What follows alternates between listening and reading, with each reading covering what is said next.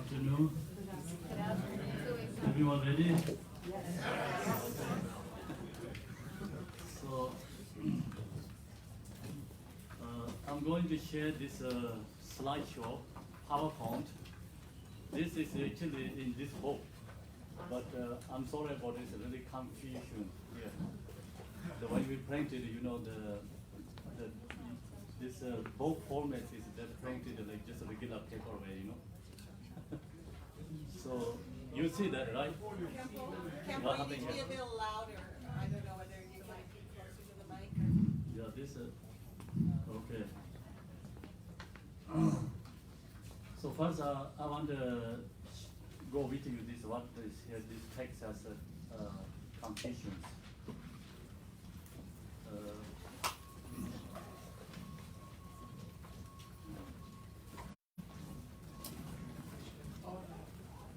So also this has a root text. This text has a root text, page 21. It is root text. So root text is you know, very short, hard to understand. So that's the reason we need a commentary. So I wrote the commentary for this root text.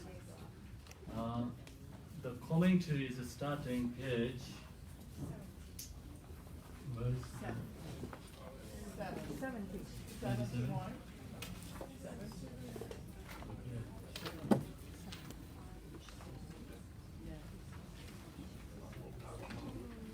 70. Yeah, the page so anyway, after this paras sadhana, this is the page 37. After this root text, starting root text. No, sorry, the commentary. So then commentary has the content. Can you see page 3? Page 3, like the commentary page 3.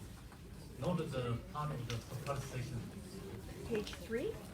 Page 3 is the commentary page 3. Not after the paras text. After page 37. Yeah, go to after page 37. Then you.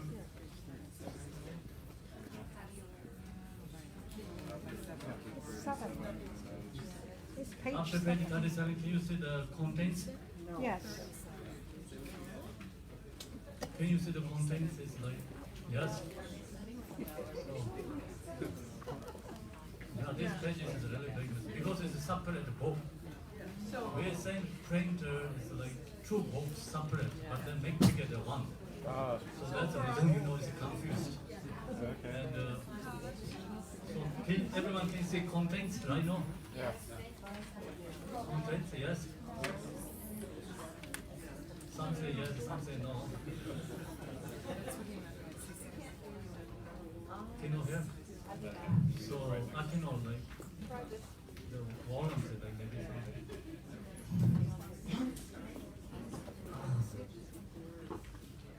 change.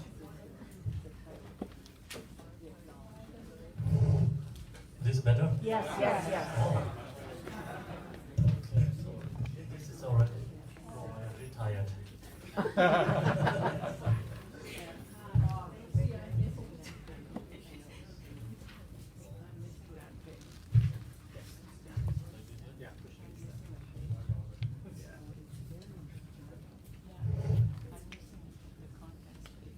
Okay. So can you see the contents, right? Contents. So then, is the. Can you see the page 4? Page 4. The page 4 and the 73 together. Yeah. Yes. Yeah. Okay. So now what we have to do here, see you have to go to next page, like page 72 and 5, page 5. Yes. Okay, so no English, you know, English readers. English readers, right now we are page 5, Yeah. and then you have to, next page is like page 71, have to skip.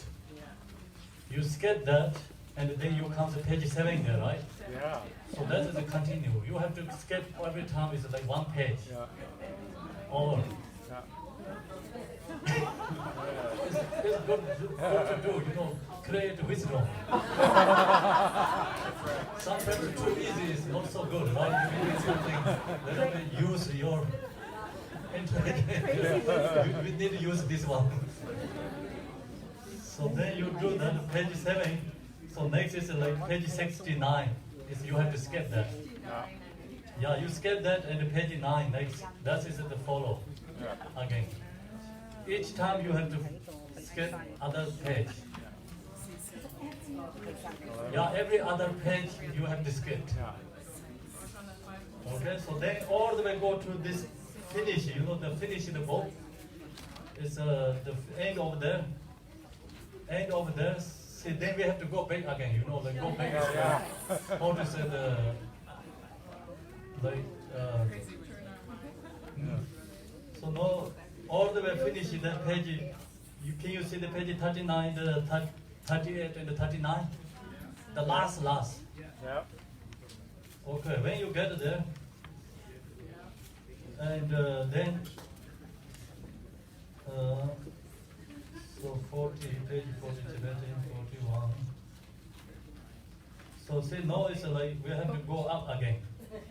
Go up, you know, like go up to again and like skip another one each page again. Yeah. When you go, you know, like how to say this, like when you first section is like skip another page again, you go back again. And start on what page again? Starting like see page Yep. 39, 38. So maybe I think page 37.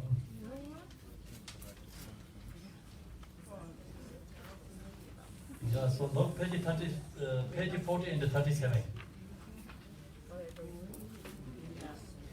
Page 40 and 37. Then you skip page 41, go up to the page 35.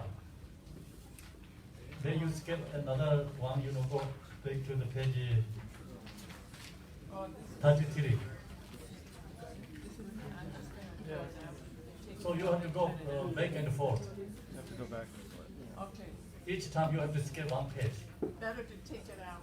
Yeah, better Cut it take out. And make So it- the reason is because this is the book format. When we send it to the printer, they didn't do it that way. They Just didn't do it right. yeah, they didn't do it right. Just print it. So that's the reason. Okay. See, actual book is like this. Yeah, So they have to do like this. yeah. But then they didn't do it like this way. So they just print the whole thing. Yeah. So we should just So okay. So now I'm going to share with you take this out. this song of realization, 5 Path of Mahamudra. This is the song of realization. It's not just writing, you know. And when Jigten Sumgon, his naturally comes, his teaching is not someone just thinking about in the mind and write down. Means the yogis just naturally come out the teachings. So that is called song of realization. So today this teaching, tomorrow teaching, you study these two, then you know who is Jigten Sumgon. We don't have to talk about him because you study these teachings, then you understand the teacher. That's where we have to know. So when you're going to talk about Buddha, so you study Dharma, then you know the Buddha's quality naturally. So then comes devotion to the Buddha. Same thing, we study today this text, and tomorrow also we have a 7 supplication to Tara. This both teaching is like not the writing. It all comes naturally, his own mind. So that's the usually like high realized teachers don't have to write down, don't have to follow some teachings. They just comes naturally out. So that teachings, this is one of this. That's called Song of Realization. fivefold path of Mahamudra. So Jigten Sumgon has this five-part Mahamudra as very short. We'll see here is like only one page. But all the Buddha's teaching included here. It's all teaching is very profound. All the path is in there, this teaching. So you study this one, you study all the Buddha's teaching. Not anything different. So then this one is like, you can follow the same as a Lamrem, you know. Lamrem means like first what we have to do, second what we have to do, third what we have to do. So follow that going into the Buddhahood. Very easy way to study. So we don't have much time to, like follow the explain each word. So what I wanted to do, Rinpoche already followed the root text. So I skip the root text section and follow the meaning, Meaning, what means like the root text meaning. So that is commentary. The commentary has two different commentaries. One commentary is like you explain each word, what the meanings. The reason is the words is, like very short, very hard to understand, especially Tibetan language. If you don't study Dharma, you just read. The people, Tibetans can read, but they don't know meanings. The reason is because it's like words, one word has lots of meanings. And that reason, we sometimes, some commentary only explain the words one by one, what the meanings. Sometimes the commentaries do the only like teach, like explain main point, essence, or the main point and the essence. We don't do the explain each word. So in this commentary, we have a both. So this commentary has explain root text, and then after that also explain main point too. So if you have time, you get this book, maybe you just take off this, part, and you cut and make separate, put together also another method. Less confusing. Less what do you say? Confusion. Less confusion, do that way. But if you know, so just each time you have to skip another page. Then go all the way like this, one go all the way back again. Then you finish. Go like this and go like this. Okay? So it's a little bit hard, but it's a good thing to do sometimes like that. Okay, so now this I have to go like lot skip sections. The reason is Mahamudra is when we talk is like first is go to the preliminary practice. So preliminary practice also follow the two different levels. First is called body training, then go into the mind training. So body training is we don't have much to talk, just sit at the 7-point posture, meditation posture. That is called body training. Then mind training is first level is preliminary practice. The preliminary practice has 3 different levels too. The first is called common preliminary practice.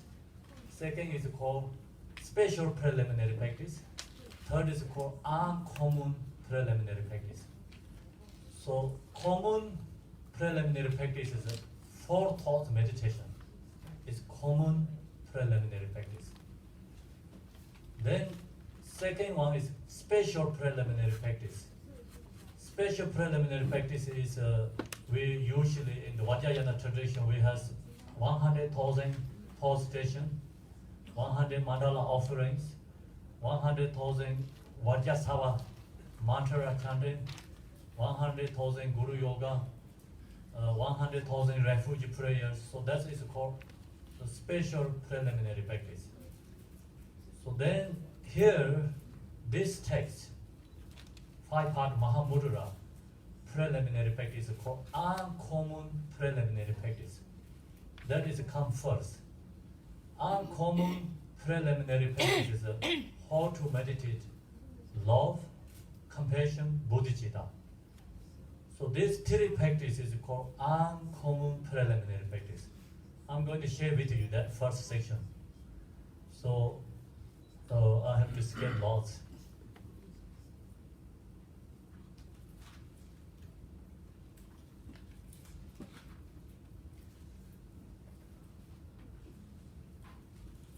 It is the seed of love. So this is the root text. Root text. If the seed of love and compassion does not run for the benefit of others, it will not be rewarded in the assembly of gods and men, attained therefore to the preliminaries and embody this state of compassion. So this is the first section. The 5 Path of Mahamudra has like these 5 different sections. This is the root text. And so this root text is come from Jigten Sumgon. Then after many teachers follow this, like they make commentaries, and also people who go to 3 years retreat, Kaju tradition, they also follow this text too. So this practicing, but this is a very short, root text.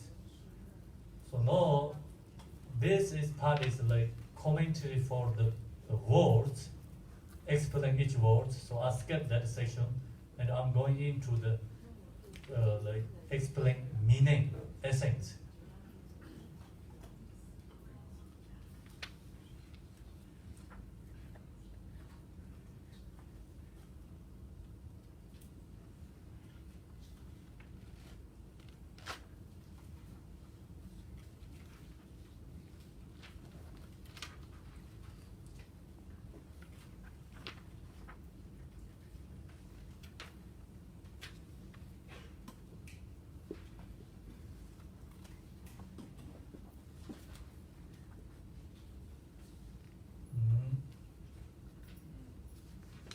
So now is a series how to meditate in love. So this section is going into the explain meaning. So now everybody knows love is important, right? But we have to know how to meditate, how to practice that. So that reason, like we follow this, then we understand like usually daily how to we cultivate the love. So now Buddhahood is attained causes of bodhicitta, which is brought forth out of compassion. Compassion is brought forth out of love. Therefore, we first meditate on the cultivated love. So love is always go first. Love is the cause, compassion is the result. Compassion is the cause, bodhicitta is the result. See, all the essence of Dharma, our quality first comes from the love. That's the reason, and one of very famous teacher, his name is Chandrakirti. He's the Nagajuna's disciple. So he wrote the middle way path. I don't know the exactly the how to English the book name. So he wrote the middle way path. So that book is we usually study 2 years in the Buddhist universities. It's very famous. We all follow that teaching. He put the homage. Usually, the who write the book, the homage to Buddha or Bodhisattva, Manjushri, he homage to love. Love. He says love is most important because without love, no compassion arises. No compassion arises, no bodhicitta. If no bodhicitta arises, no Buddha. Yeah. So where does the Buddha come from? Bodhicitta. Where does bodhicitta come from? Compassion. Where does the compassion come from? Love. So that's the reason all the Dharma, essence, root is love practice. That's the reason, love is the most important practice. Here's also said the love is the first. Therefore, we first meditate on cultivate love. To contract the tendency for attachment to the bliss of nirvana, we meditate on extraordinary love and compassion. And the compassion are awakened in our mind strength, confused projections on the path where to disappear. So without love, without compassion, the Dharma, we practice Dharma, the path is not going right direction. So that's the reason, long as you have love, compassion, your practice Dharma is going right direction. And also purify our confusions. Dispute. Here is the essence of love is basic kindness. What means love? Love is kindness. So kindness is like we wish all beings have happiness. That is called love. Doesn't matter like anyone, unconditional love means like not only our family and your relatives, not only like thinking about our neighbors and our country. So thinking about all other sentient beings. That is called love, means like immeasurable love is all love to all other beings. Its main point is like we wish all beings have a happiness. Essence of love is basic kindness. That means longer for all sentient beings to have happiness and the causes of happiness. This intention should be cultivated along the equanimity, starting with one's present mother and expanding out to embrace all beings equally. So this section is very easy. I'm going to go a little bit fast. Otherwise, 5 parts we cannot finish anything. So we know, so like we just right now our mother is great for us. So then we have to understand, like we are reborn in samsara, not only this life. We are reborn in samsara, it's countless times. So countless means like, then think about how many human beings in this world we can count, right? How many times we are reborn in samsara? Countless. You use that logic, then you know, I'm reborn countless. These beings we can count. So then same is like right now our mother, same as other beings also used to our parents, our mother. So you think about that more cultivate, then comes compassion, also comes more love is growing, our heart. So like our, when you see our mother or your loved ones, easily like connection. Same thing, that kind of you cultivate all the time. Then each person when you see is like more close friend. Then you more cultivate love and everyone is seeing same as your parents. So that's we have to like cultivate meditation. Meditation has the 2 sections. Resting mind meditation and intellectual meditation. So this is intellectual meditation. Why we have to think about other beings like that? Because you use all these sentient beings object come, growing our love and compassion. So that's a special method. Otherwise you cannot come to love for all other beings if you not meditate like that way, this way. Make sense? Yes. Okay. So then love is like also we have to practice first equanimity meditation. So that's the reason they talk about sometimes 4 immeasurable meditations. 4 immeasurable is very powerful meditation. Sometimes practitioners like 1 month, 2 months only cultivate 4 measurables. So 4 measurable practice, then change your mind. Change everything if you practice 4 measurable. Usually we seeing just everyone is like, different. Some is like our friend, some is like our enemies, some is just nothing. We don't recognize, just usually ignore close our mind. We make everything a boundary. So 4 measurable practicing, open up everything. Open your mind. So create also, open your mind, naturally arise your wisdom. So wisdom is based on also this 4 measurable meditation. You meditate 4 measurable, naturally arise wisdom. So otherwise, like some people say, okay, what is the wisdom's cause? You cannot show one specifically. You cultivate, practicing Dharma naturally arise wisdom, but you cannot specify one cause.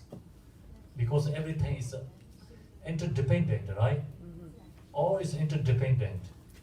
You think about only one cause, then the cause you cannot really show anything because nothing is permanent. So everything is interdependent, follow the causes and conditions. So that's the reason you practice these four measurables naturally arise wisdom too. There are some individuals who find it difficult to feel love for their kind parents. Many people have this problem too, right? Yes. So then, but you can cultivate love even for those who have not benefited you much. Means like actually no one is benefited since your parents, but some people don't see that. So then that time you which is close to you, so you use that object and growing your love for other beings. So if you love your maybe wife or husband, you cultivate that. Then used to all is your wife, used to all your everyone is your husband, right? Used to all your children, used to all beings your kids. So think that way, Used to all sentient beings your friend. So cultivate that way. You have to growing like love. You can think of your love or your children that you love and cherish from your heart. You can meditate on them as the essence of love, and in that way, single-pointedly cultivate and grow your love. So this is like we all cultivate meditation. Use all sentient beings, becomes our, like growing our love on our heart. So growing this love comes our heart, then when as long as you have love in your heart, you are always happy and joy. Love and sadness, unhappy feeling cannot be together, right? Love comes in your heart, you have joy. So jealousy arises in your heart, no joy. Anger arises in your mind, no joy, right? So that's the reason, love comes in your heart. It's naturally happiness arises. So this is looking for permanent happiness. We're not looking for temporary happiness. Temporary happiness is we can follow the object. That is all worldly people does that every day. We follow the only temporary happiness. We never go, we never we don't know how to create permanent happiness.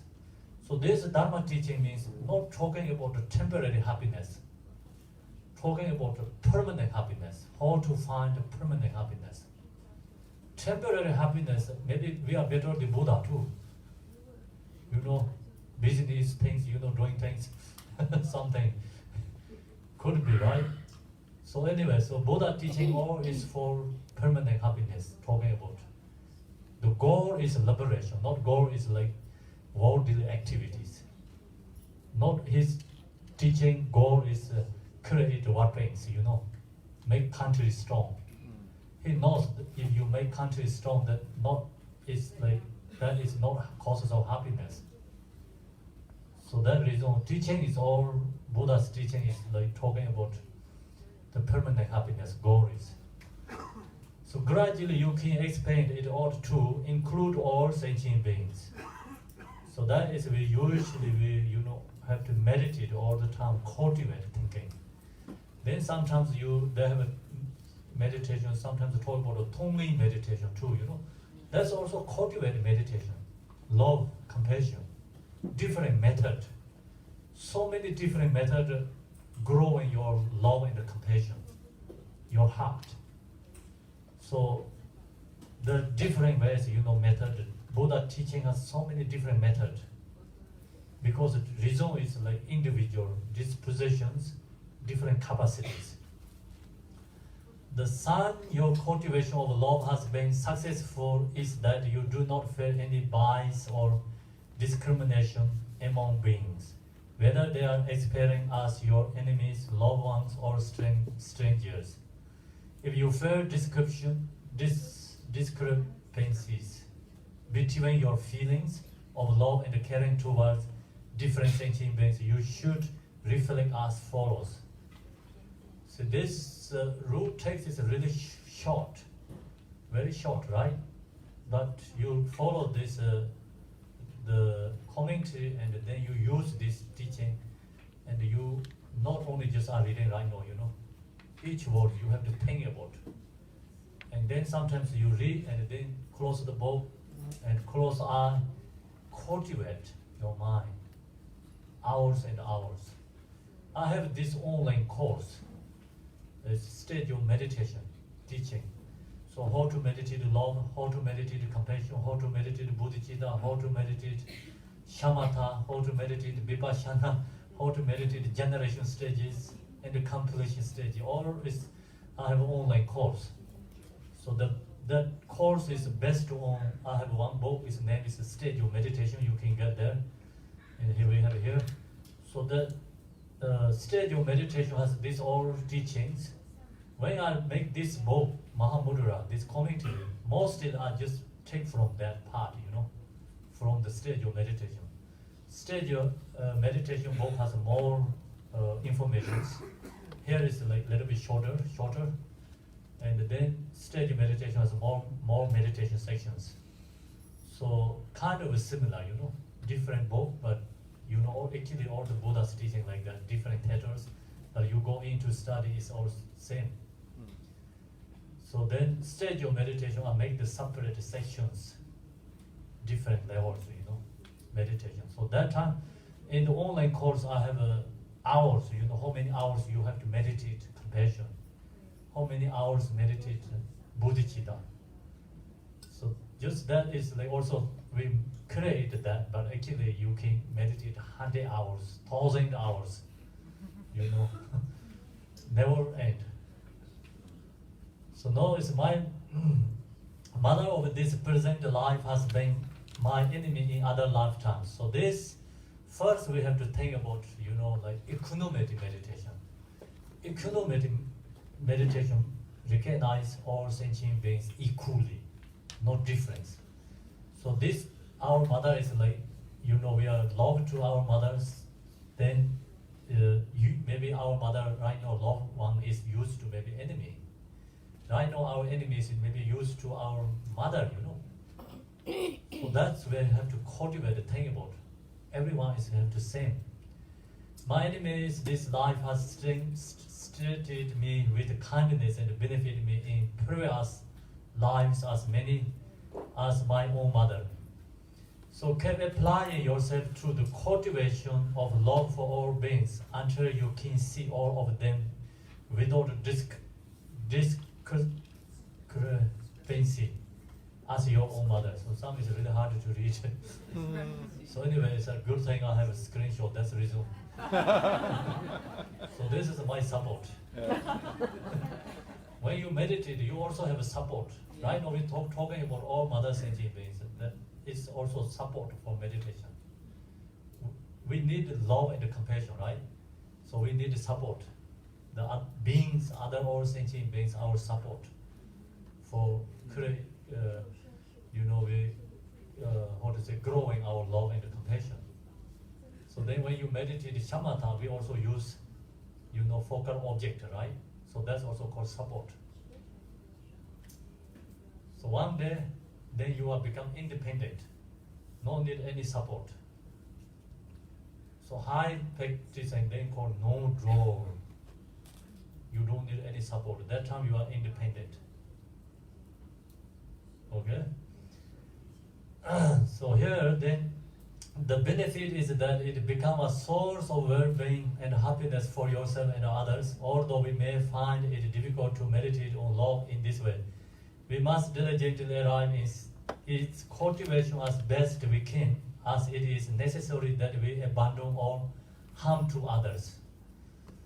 We should see that the desire for own well-being and happiness and all others' desire for their own happiness is exactly the same. We should understand as well that it's just as we ourselves have the wish to be free from suffering, so too do all other beings, as the Buddha said.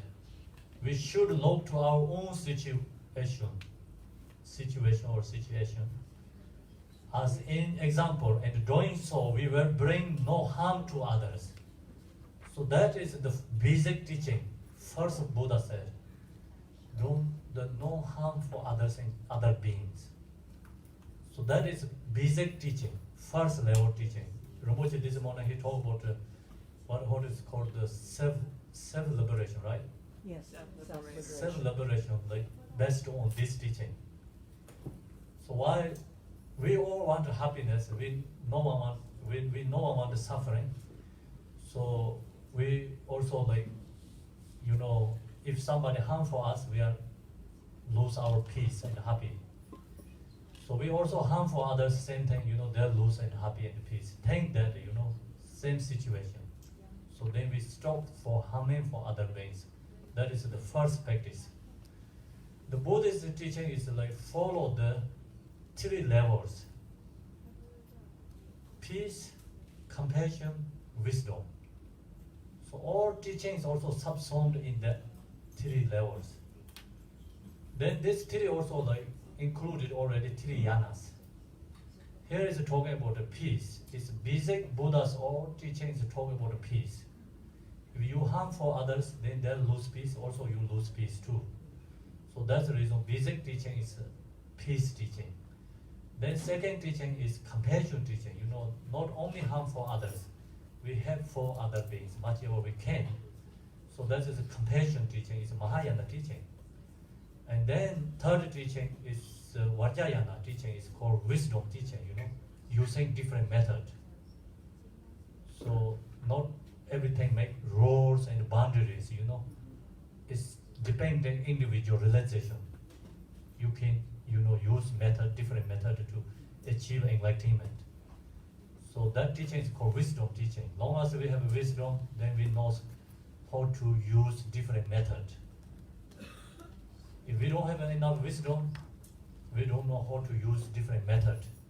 So that's the reason people who don't have enough wisdom, that teaching is for basic teaching, means like first level teaching. Buddha give this first level teaching, basic teachings. When we consider it, we see that all the things that we ourselves use and enjoy, such as water, good roads, electricity, our homes and other burdens, come about through the efforts and the kindness of others. So this morning Garchen shared, right? Talk about his hospital, he talked about a road, he talked about the country. We have to appreciate, we have to understand that. So that is the same thing, we think about, only ourselves here, okay, alive. See, this flower is beautiful, right? How many need conditions come this one? So many causes conditions needed there. So we are alive in this world, enjoy like this way. How many beings we have supported, right? You eat one rice. How many people work for that? So you eat just one vegetable. How many people work for that? Then we go to eat restaurants, so we pay them, but it's how many like this one plate of food? How many people like work for that? You think about causes and conditions, or then you comes like also growing our love and compassion for others. That or sometimes we do the eating meditation. Eating meditation is really good when you use that. Usually you eat, mind is somewhere, other place, or maybe talking, Even fear the food is a test. Sometimes maybe you have only even you eat very, very good food, but you don't get any taste, no enjoy anything there. See, it's follow the emotions, you lose your happiness. Meditation bring the happiness. Meditation, when we meditate, it's natural arise love and compassion. So when you eat food, think about all this food is how many people work for that. And you can eat, then also you cultivate that and appreciate for so many other people. And then you also really feel the food taste. Then you eat very slowly, mindful. Joy, right? Joy. true, true. So then you can, like his mind is be with you there, and you chew is very good, also good for your stomach, too. So many things, it's positive there, when you meditate, eating meditation. So like that, we have to use this method, the teachings, practicing. Basically, all of one's well-being and happiness come about through reliance, right? Reliance or upon others. So this, actually, all happiness comes from others. So Dharma means like thinking about others, right? Benefit naturally us. Thinking about ourselves is causes of suffering. So that's the reason. See, all happiness is reliance upon others. If we were alone in the world, sustaining ourselves and living well and prosperity would be quite impossible. You think so? Yeah. Yes. We are no one is permanent, right? No one independent here.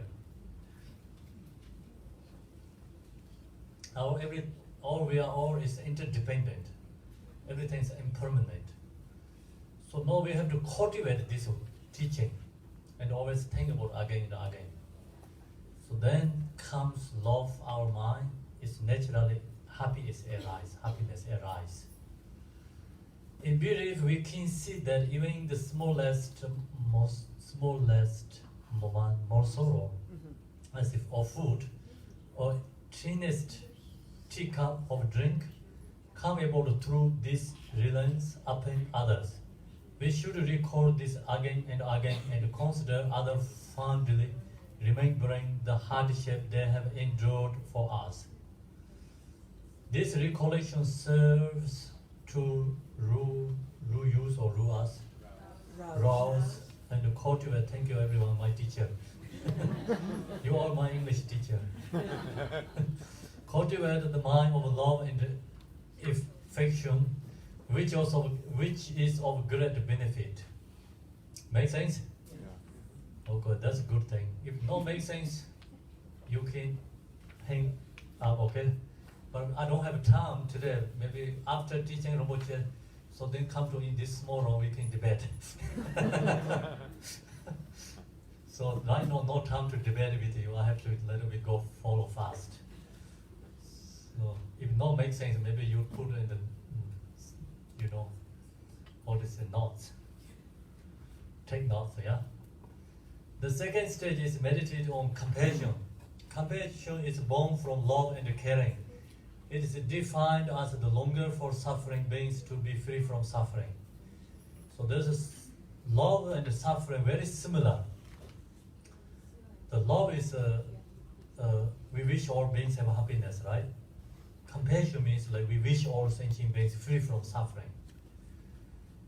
Think about your own mother on this earth. If she was enduring immeasurable pain and suffering, how could you not have but felt compassion for her?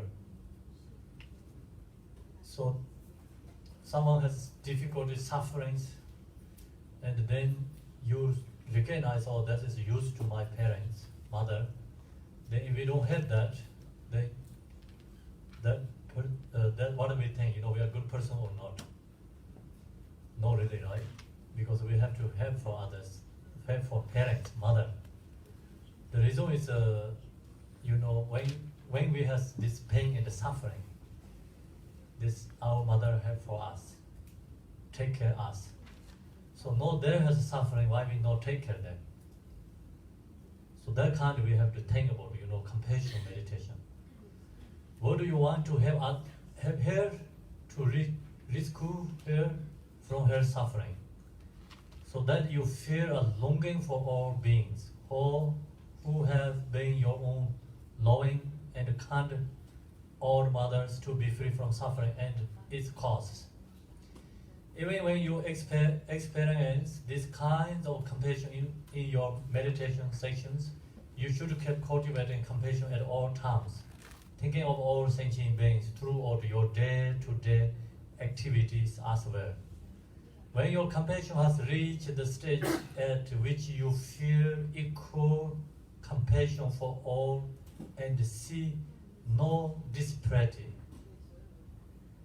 then turn the focus of your meditation towards strangers and beings to whom you feel indifference. Think to yourself, all beings are my dear friends. By meditating in this way, the compassion that longs for those experiencing excruciating suffering to be free from suffering. Naturally, right? Yeah. Will arise equally towards all beings in your mind stream. So then you feel, you see yourself when compassion is arising in your mind. After this, it's come from your mind, your heart. We have to cultivate all the time, meditate. So then sometimes we meditate the Yidam Mahamudra. They always beginning practice. We have to cultivate love and compassion. When we go to meditate the shamatha, vipassana, we always have to cultivate love and compassion beginning session. So then go into the shamatha meditation, then go into vipassana meditation. So in the meditation, resting meditation, you cannot cultivate anything. Just stay natural. But then beginning, end. So when you end, you can do dedications for other beings, right? Sharing our practice for others. So that's the usually practicing. This fine part Mahamudra is one section we have to practice. One section. Not like only love practice a couple of days, like weeks, a month, then go to compassion. But usually practitioners, one section practice all this 5-part Mahamudra. This is also the sign you have become accomplished in compassion, meditation. It is called great compassion. The great compassion is arise in your mind, your heart. Then that time is like you have become called Bodhisattva. Bodhisattva means like has compassion for all other beings. The third stage is meditation on bodhicitta. If uncontrolled love and compassion are born in our mind stream, from them arises the desire to become a Buddha, only for the sake of mother sentient beings. So the bodhicitta also very similar, love and compassion. Many people don't know the differences. But bodhicitta means the different aspects, different aspirations. So not only like thinking about, we wish other beings free from suffering, not only wish all beings have a happiness. I'm going to enlightenment. Why? The reason is because I want to help for other beings, right? Long as you have these two aspects, then that's called become compassion is transformed to the bodhicitta. See, love is transformed to the compassion. Compassion is transformed to the bodhicitta. They don't have two different stages, stairs have like first level, second, third, it's transforming. Make sense or no? Yes. Yeah. So then the desire for enlightenment is completely stingless, right? For it is free from the defilement of self-cherishing nature, free from any selfish motivation whatsoever. So long as you have thinking about your own benefit something, we don't call that is bodhicitta. We didn't call that is compassion and love. Like pure compassion, pure love, pure bodhicitta means not anything about yourself benefit. 100% thinking about benefit others. Pure compassion. This is what is called precious bodhicitta. So our usually regular beings, love and compassion is attachment, not really pure love, not unconditional love, not unconditional compassion. The reason is because we don't have enough practice for measurables. when you practice 4 measurable, more practice, then unconditional love arises, unconditional compassion arises. So then you have that bodhicitta is naturally there, bodhicitta. To categorize, right, according to the essence, there is the aspirant level of bodhicitta with a commitment to the result, and there is the engaging aspect of bodhicitta which are commitment to the cause. See, they have two results. First one is called aspiration bodhicitta. I want enlightenment. You aspiring to the enlightenment is a result.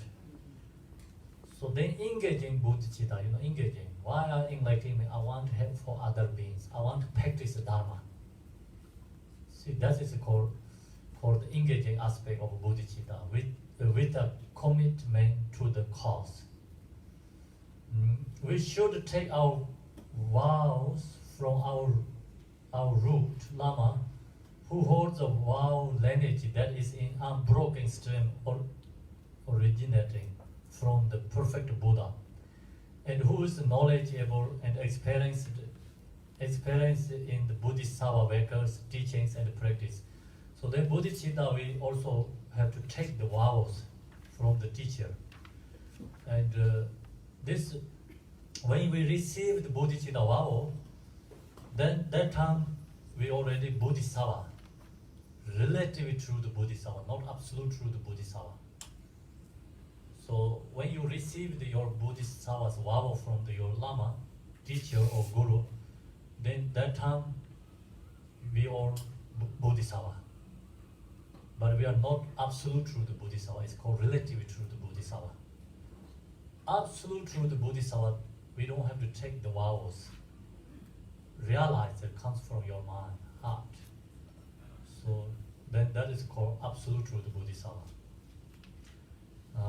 Once we have given rise to bodhicitta, even a small virtuous act, because it is started by bodhicitta intention, becomes served by this bodhicitta and expands to become a wealth, root, or virtue.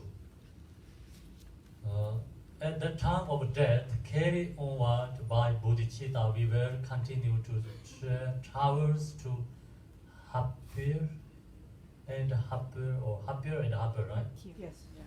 Steady our mind filled with joy. In the best case scenario, we will become perfectly awakened Buddhas. In the middling scenario, we will become realized bodhisattvas on the premise and the paths. And in the worst case scenario, we will be inseparable from the three jivas and reborn in extraordinary realms. So that is all the benefit, when you receive the bodhisattva vows, we benefit this. Thus, no matter what with bodhicitta, we will become virtuous. Victorious, I say we are victorious. Thank you, everyone. Thus, no matter what, with bodhicitta, we will become virtuous. See, same thing. The main practice, when we move into the preliminary stage of straining on the fivefold path, we will the practice of meditating on the deity. So now we finish the first one. That practice is called the preliminary practice. Before practice Yidam deity, you have to go that first. Before practice Mahamudra, you have to go this preliminary practice first. So now you know, right? Preliminary practice. But not always preliminary practice. Love, compassion, bodhicitta is.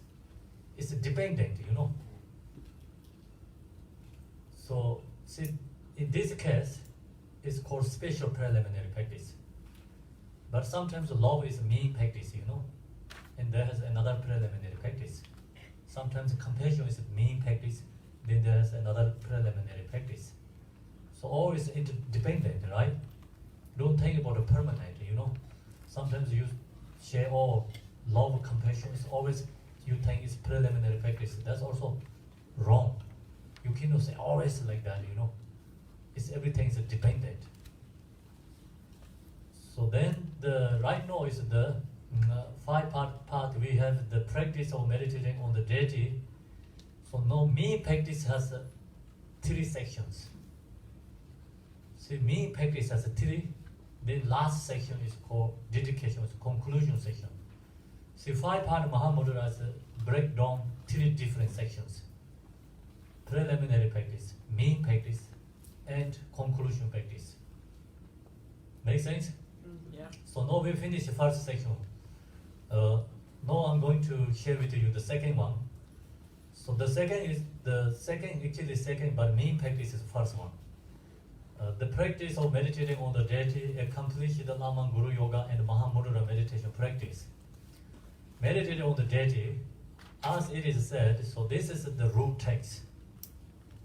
Root text is if one's body, the king of deities, is not stabilized on this unchanging ground, the retinue of darkness will not example attained with the diligence to the body as the yadam, and embody the aggregates and elements as the primordially established vector as deity.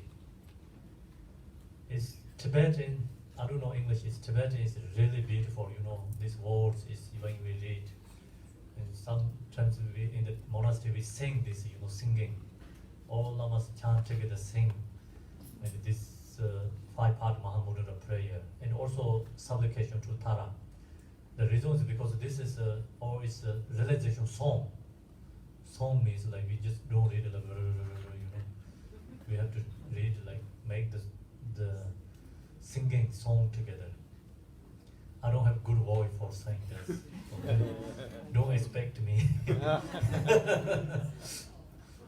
Garchen Rinpoche has really good voice to sing. Used to, I don't know right now. So now this section is the commentary for explain each word. So I'll skip these sections.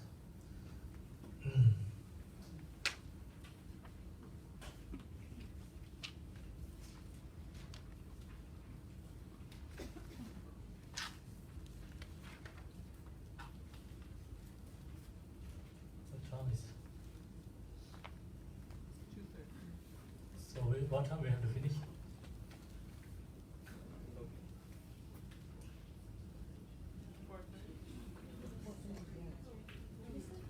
Three? 3:30.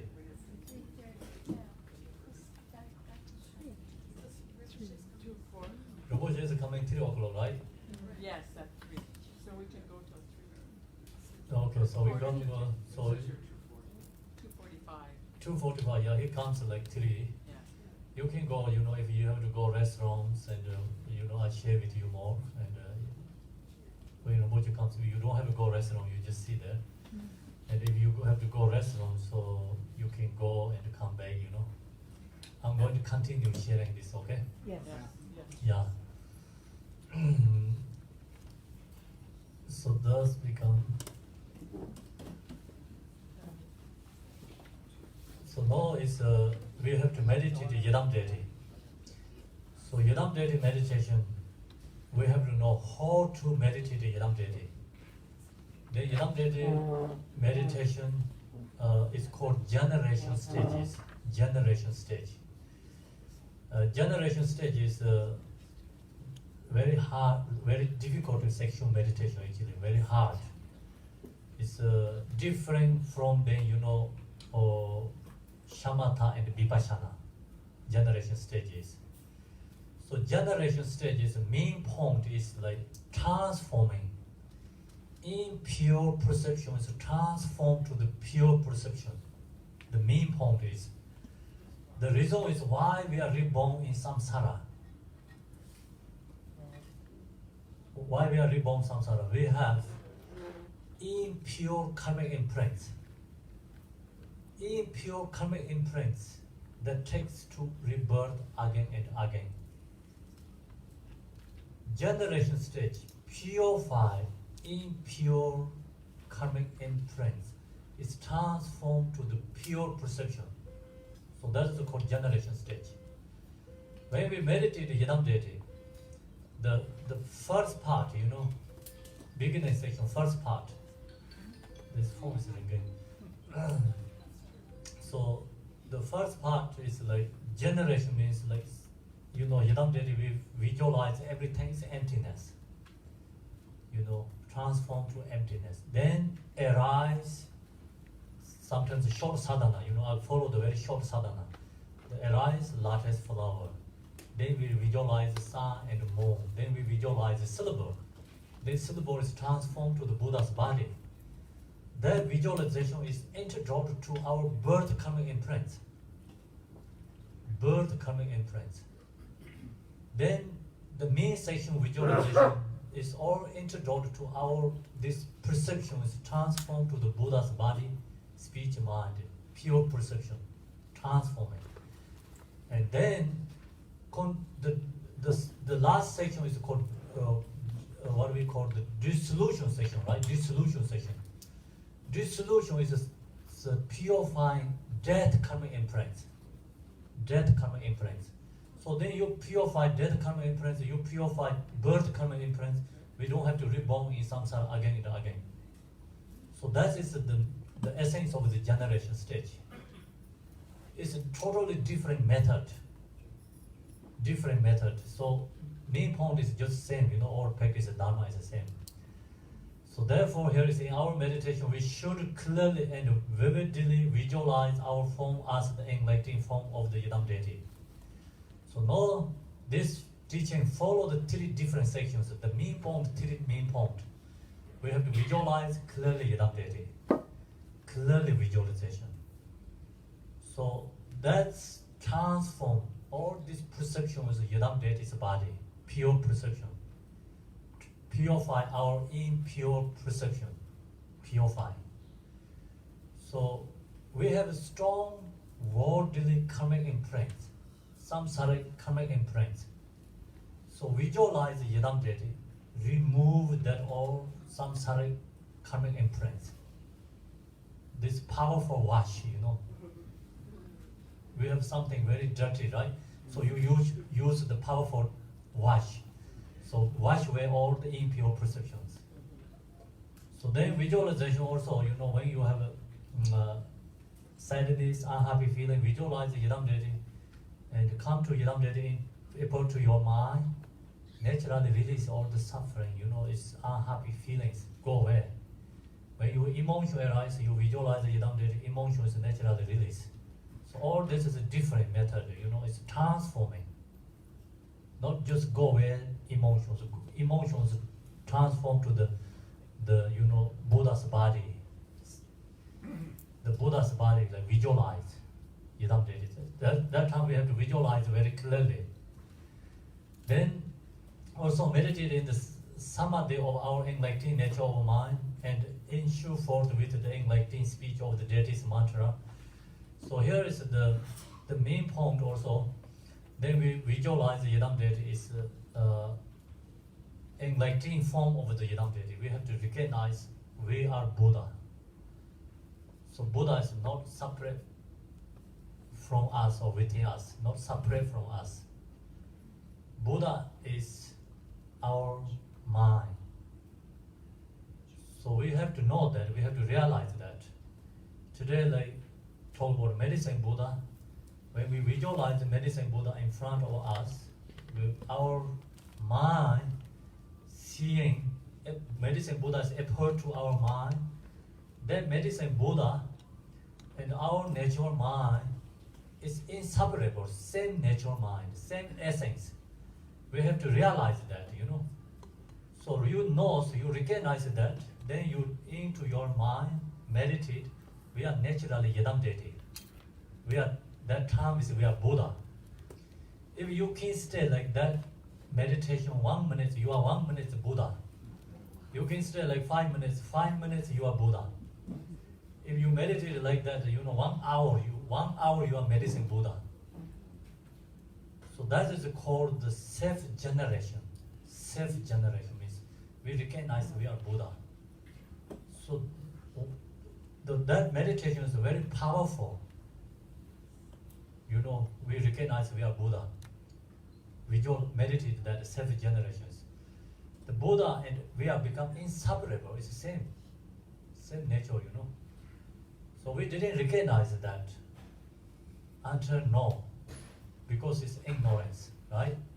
So now we realize that, but still we don't have confidence, we don't have pride.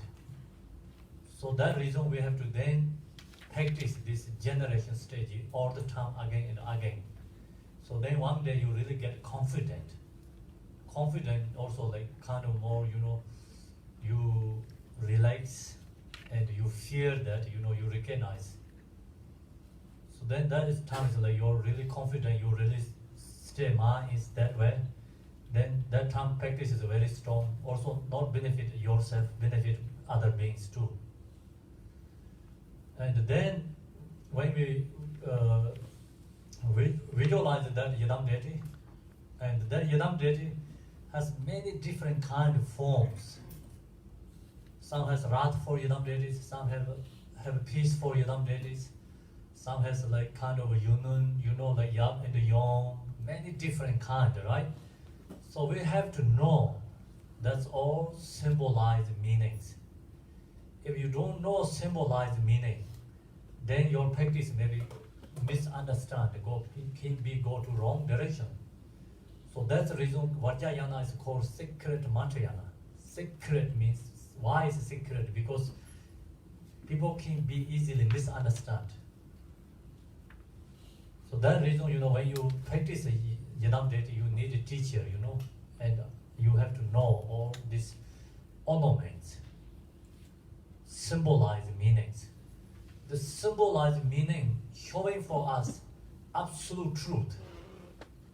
Symbolize, you know, Buddha symbolized the meaning, they're showing the absolute truth and the reality, nature. But we don't recognize that. So sometimes we see like Yidam deity, wrathful Yidam deities. People think he's anger. Some never see before Yidam deity wrathful. They say, oh, this is cannot be Buddhist. Everyone think Buddhist Yidam deity all must have to have a peace. You know, some people say, no, this is cannot be Buddhist, you know. Some say, oh, this is something wrong. Some say, oh, maybe, yeah, it's a, you know, that he has a power. Maybe we practice his, like, you know, same is him. We practice Vajakalaya or something like that. Then we can get power and I can subdue some other beings, you know, my enemies. So that also become take to the wrong direction, wrong motivation. That reason, you know, we have to know symbolized meanings called I think recollection of purity, something like that. Recollection of purity. Make sense? Yeah. So wrathful is not come from anger. You know, compassion is arise for wrathful. The compassion is not just peace, relaxed compassion. Is that compassion is called how to say the more energy and passion. You know, passion and compassion, right? Action compassion. I think that's very good. Action compassion arise the wrathful Yidam deity form body. And then wrathful Yidam deity is the symbolized meaning is purify anger. Then wrathful symbolize also in absolute truth, no dualistic, no draw, you know. The anger is not exist there. Absolute truth. So that has many symbolized meanings. We have to know that. Then second section is like union, you know, union like Yap and Yom. So that symbolize, you know, Yap is like method, Yom is wisdom. All the Buddhist teaching is follow the method and wisdom. Cannot be separate. Must follow together, you know, method and wisdom. That symbolized meaning is Yap and Yom. And then also like essence of our natural mind. It's the same as union, you know, like union is like with the clarity and emptiness is inseparable. Natural mind has, right? Our mind nature is clarity is Yap and emptiness is Yom, mother. See, then clarity and emptiness is inseparable, it's the same, no difference. So there's all symbolized meaning that showing the absolute truth. We have to understand that too. So then, okay, so now I think we can, when we are actually tired, cause fully actualize the true nature of Dhamma, that self-benefit is true or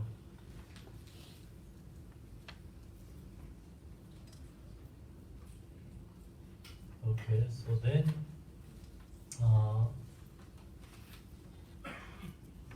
so here is talking about this clear and vivid visualization, stable deity pride is called self-generation stage, and recollection of purity. So these three things, the main practice, most important section when you visualize the Yidam deity. So first one is like you have to always practice. Use the tanga or picture or statue, and load that, close eye, and comes approach to clearly your mind. So we have to practice that. And the second section is we have to know our nature, and Buddha's nature is inseparable. We have to recognize that. Third is then all Yidam deity form has a different kind, form bodies. We have to understand that form body showing some Buddha's qualities, absolutely true to qualities. So that's the most important section. So this three section is. So then, data practice, pride. So this is talking about more details, and I just shared three things. So then this three meditation, like all purify our impure perceptions, transformed. See here says, and deity pride issues us from any obstacles. When you practice, meditate, the self-generation, no any obstacle can come into us, because that time we are Yidam deity. So that reason, it's deity pride insulates us from insulates us from any obstacles. Okay, so now we don't have really time. Recollection pretty. So anyway, this all very clearly these teachings in the book that you have, but you know so like how to read, So one is like go like this way, skip one page. One is go like this again, skip one page. Okay? Go this way, go that way. Back and forth, right? Yeah. So back and forth, then you finish whole thing. Yes? You have questions on this? No, I just. Okay, so everyone good, right? Yes. Thank you everyone. So I Thank think you. we are finished here. So 2 o'clock again. Thank you.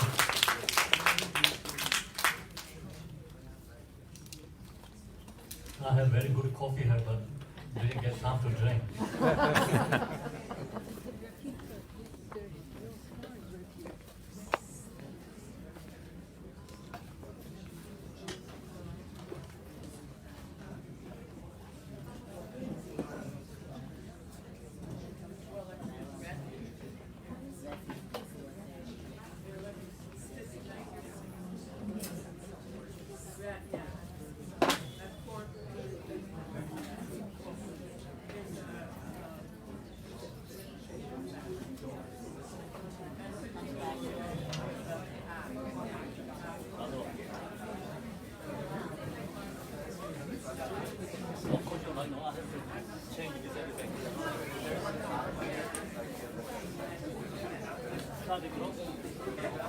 Which one? Oh, my course. Yeah, we have it. You can talk with the landline or somebody there in the register station. Yeah.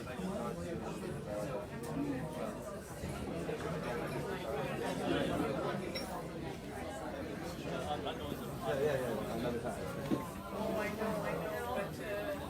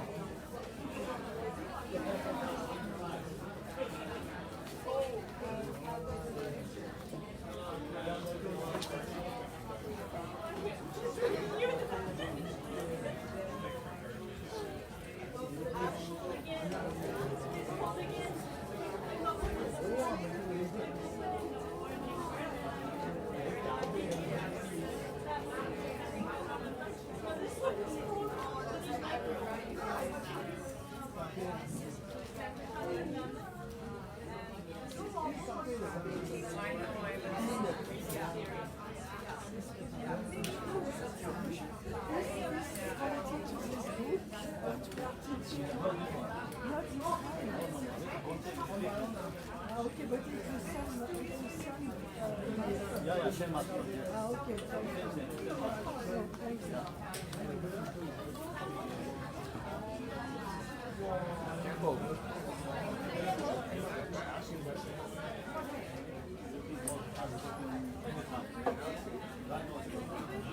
Other time.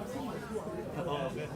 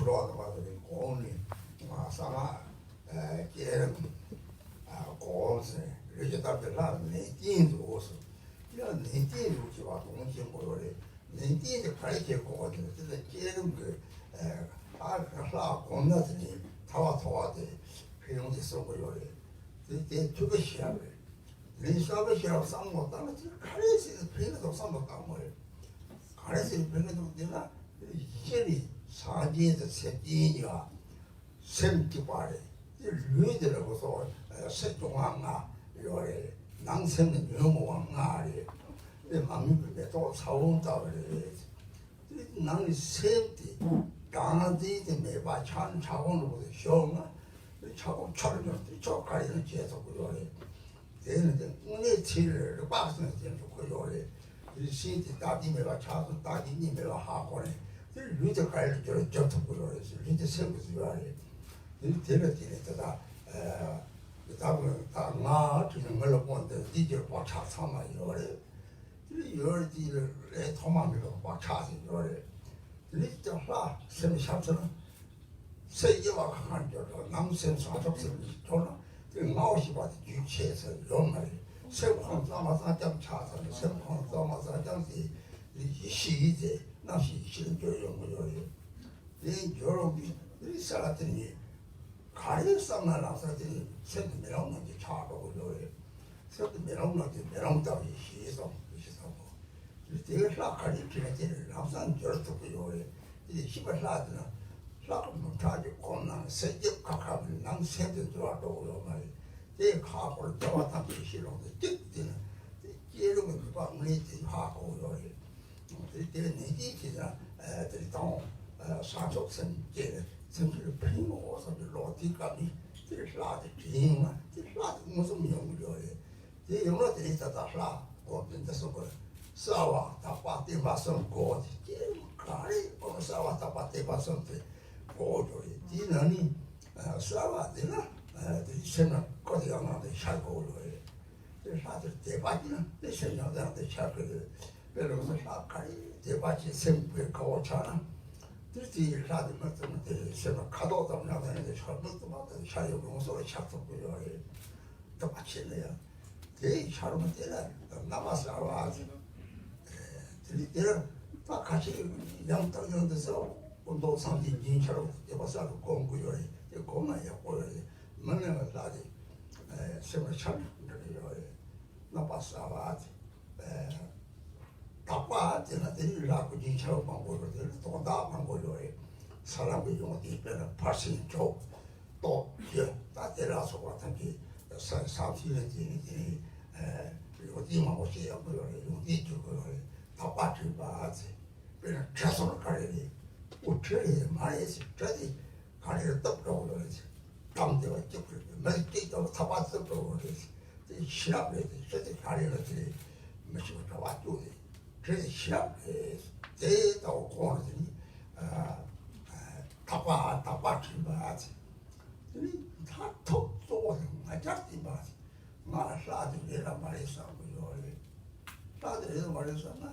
이 양당에서 나도 심 생각 아주 심 쭉빠 쭉장 그래서 로드를 거봐 니요래 로 거봐 니를 찍지 자기 생기니까 찍래 된 좋은 카메라 아니 로드 요래 거자 하고 니바데 마소로 다 요래 오다 라리 힘이로 요래这种说今天说基本上的拉生都无什么差的요래拉生无什么差呢다들 사촉 세번 도와지나 그래서 나를 제가 찾고 요리 사촉 세마지 사치다고나 좀더 덥속이지 세 빠빠로 그러면 난 신들 라우토 요마에 그 사촉 세기를 피고 우선 이게 맞지 지라 깝들 사지 생을 찾고 요리 일단 마사롱 나다 이 피로로 어떻게 만니 사지 생들 좀 말이 들이라 시계 조요리들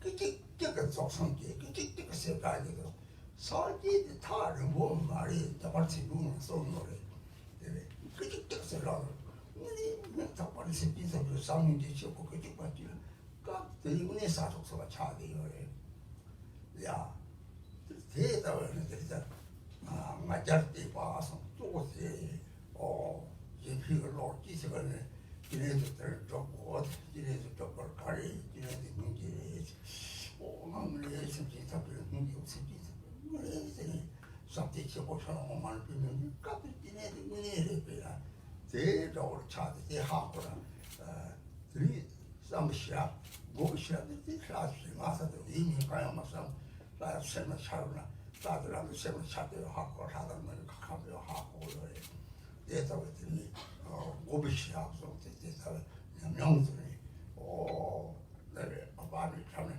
la me ka ba mi sha de 다들 싸우고 리라 말이서 똑똑하지라 하더라. 항상 살고 살았으나 내 받치는 데이터를 싸웠다 받대 봐서 엄청 이게 담을 니디는 거지. 그래서 뭐를 받을 때 지난이 아마저티 받으라고 하고야 고아를 시켜야 이게 돼 받기야 내가 같이 보여야지.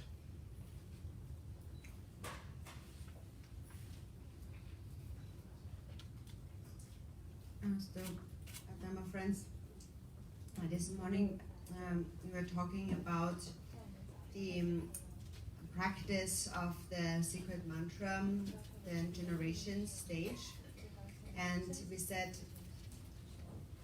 that is why you must apply your body to the yidam, or kind of literally says you have to apply yourself, you have to make an earnest effort, and that is a crucial term. To apply oneself with effort, earnestly. So what kind of effort do we have to make? Now here in the context of practicing a deity, when we visualize the deity, it is said for the benefits of that if you practice the deity, you attain liberation. So you hear that and you understand that and you develop this wisdom that comes from listening or hearing. And then, so now you know it's of great benefit. And then you have to think about why is it of so much benefit. You reflect on that. And that is how you develop the wisdom that arises from reflection. So then you reflect. So on the basis, the reason why it's beneficial now, on the basis, by nature, the mind of Buddhas and the mind of all sentient beings is one and the same. Externally, the body consists of the 5 elements, and within the mind there are the 5 afflictive emotions. And now we are speaking from the perspective of the unripe, immature state, of being like the seed of a flower. And so then through practice, gradually these afflictions, self-grasping, which is like an ice block, is melted away, and the ice melts into water. And then once you are like water, water can do anything. It is free flowing. So when you think about it with your reason, actually, it makes logical sense actually how you really become free in that way by practicing the deity, dissolving self-grasping. So when there's no more self-grasping, then you realize the non-duality of self and others. So what is significant is the mind. When you realize in your mind non-duality, then in terms of the body, you can transform into any body. Because even this body now is actually created by the mind. But now you think, this is me. And that thought, together with that thought, then come all the habitual imprints that you have accumulated since beginningless time in samsara. And so when the deity arises in the mind, and even if the outer form of the body does not change instantly, within your mind becomes the deity. And when bodhicitta arises, then this continuum of I, thinking there's a me, that is interrupted. And the mind remains in its natural state, completely pure. And that natural state is referred to as the primordial wisdom. So that is when the dualistic consciousness has transformed into primordial wisdom. And at that time, the mind is referred to as the mirror-like wisdom. The mind is like a mirror then. Whatever it thinks of, whatever comes to mind, that is what it becomes then. And that's actually the first wisdom that arises, this mirror-like wisdom. And then the moment we think of a deity, instantly, whatever deity you conceive of, the mind instantly becomes that deity. And so therefore, and the reason for that is because all the deities have the same mind. The mind is one and the same. So even if you were to practice 100,000 deities, outwardly, their form is distinct, separate, but within their mind, they are one and the same. It is said that within the expanse of primordial wisdom, all the Buddhas are one. So when you understand that, then the real power, the effect of the deity yoga practice will emerge actually. So now coming back to this point of making an effort, the first effort that we have to make is in the altruistic mind, bodhicitta. So first you think, may I benefit all sentient beings. And in that moment, instantly, you visualize the deity. The deity comes to mind. And when the deity arises in this way, it is the actual deity arising out of bodhicitta. And regarding the deity practice, it is explained that the deity yoga or the generation stage practice must consist of 3 aspects. First is clarity, then purity, and then stability. The first one is clarity. That means first you have to visualize the form of the deity clearly again and again.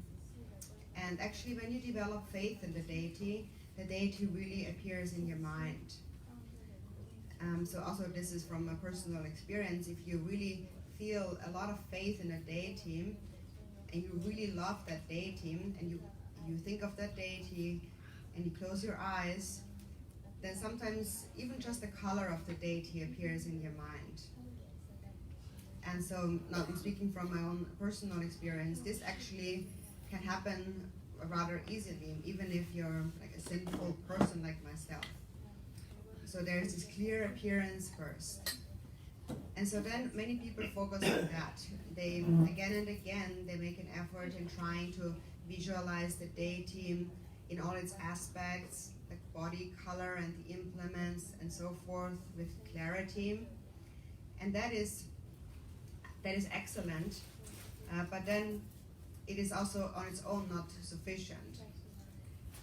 So secondly, we come to the recollection of purity. So then we also need to understand that what appears in our mind, the deity, has a meaning. So the form and the implements, the ornaments of the deity, they all represent qualities, enlightened qualities within the deity's mind. For example, the 6 paramitas, or the 10 powers of a Buddha, and so forth. So that is important to understand. For example, a deity might have a sword as an implement. So what does that mean? It's not just a knife, but it means like a knife, it can cut through anything. For example, if a person's neck is tied up with a rope, then the knife can cut through the rope and free the person. And so here in this case, it is the sword of wisdom, the wisdom sword, cutting through delusion. So that is called the recollection of purity. And then thirdly, third aspect, that's actually the ultimate and most important aspect, and that is stability, which means confidence of actually being the deity. So here you reflect, am I the deity or not? So you really come to a conclusion here. And how you conclude that is through understanding that the deity's mind and our own mind are actually one and the same. There's no difference at all. For example, the connection is like 2 cords, electrical cords, kind of coming together, connecting, and then it produces light. So the first is the single basis. In this, on the basis of Buddha nature, all the deities, the Buddhas, sentient beings are all one. And that is just like this electricity or light that is naturally there. So light energy, or like energy, is everywhere. Everyone knows that it pervades everything. And the deities have realized that. And so that's number 1. Number 2, second chord is that we are grasping at a self, but the deities have cultivated, they have an altruistic mind. So therefore, if you are already the same with the deity on the basis of like the first chord, if you give rise to an altruistic mind, which is the second, then in that moment, there's no more difference between you and the deity. Then you are the actual deity. For example, if you're taking the Bodhisattva vow today, and then you practice the deity, then that becomes the actual deity. If you do not practice the deity on the basis of bodhicitta, no matter how much you visualize and practice the deity, you won't accomplish the actual deity. It is just like you're practicing, you're developing or kind of creating the skin of a deity, but not the heart essence. The moment you think, I want to benefit all sentient beings, you already are the deity in actuality. Whether the visualization is clear or not, that's really most important. And so then when that arises, when altruism arises, you can be confident. This is how confidence arises. That now I am really the Buddha, now I am actually the deity. In a text called the Manjushri Namasamgiti, or expressing the words of Manjushri, it says, in an instant you are a Buddha, in an instant, the next instant, you are a sentient being.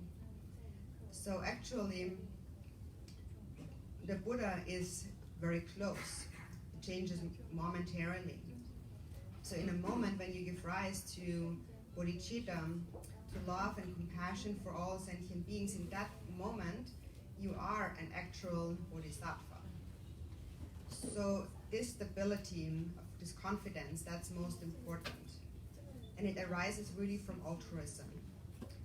For example, if you want to practice Chenrezig today, then what is Chenrezig actually? Chenrezig is the embodiment of compassion. So then when you find that I really love all sentient beings and I really care for them, I really feel compassion for them, that is the actual Chenrezig. So you understand that with the wisdom that comes from reflection. And then the wisdom that comes from meditation, that is when you, through practice, realize that the deity and me are not separate. We are actually one, by nature actually. And so this wisdom that comes from meditation is gained through the experience of practice. And so that is really most important. Now, if you only focus on the visualization, then you might feel that now it's here and the next moment it's kind of lost again. For example, you visualize the Buddha Amitabha, and then you want to make sure it really arises in your mind, but then when you focus on that, then often it is lost again. So it is fine if it is not completely clear. Even if a vague image or the color of the deity arises already, that is fine, as long as this third point of stability really arises within you. So that is really what is meant here with apply yourself earnestly in your body as the yidam.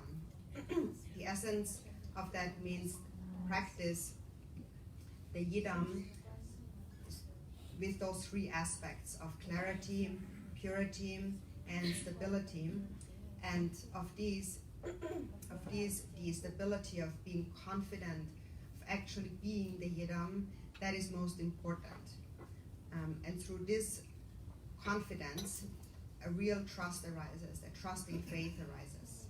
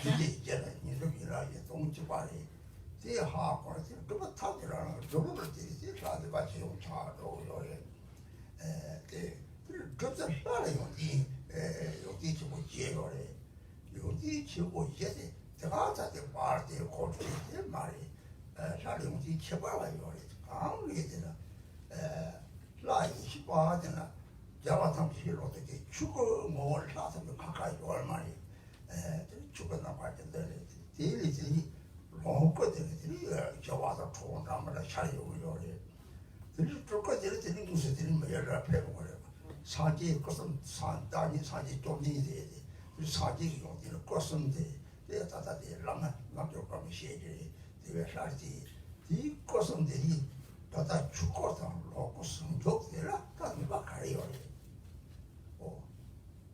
뒤에는 시와 세와 네바 좀 저기는 요리 시바들이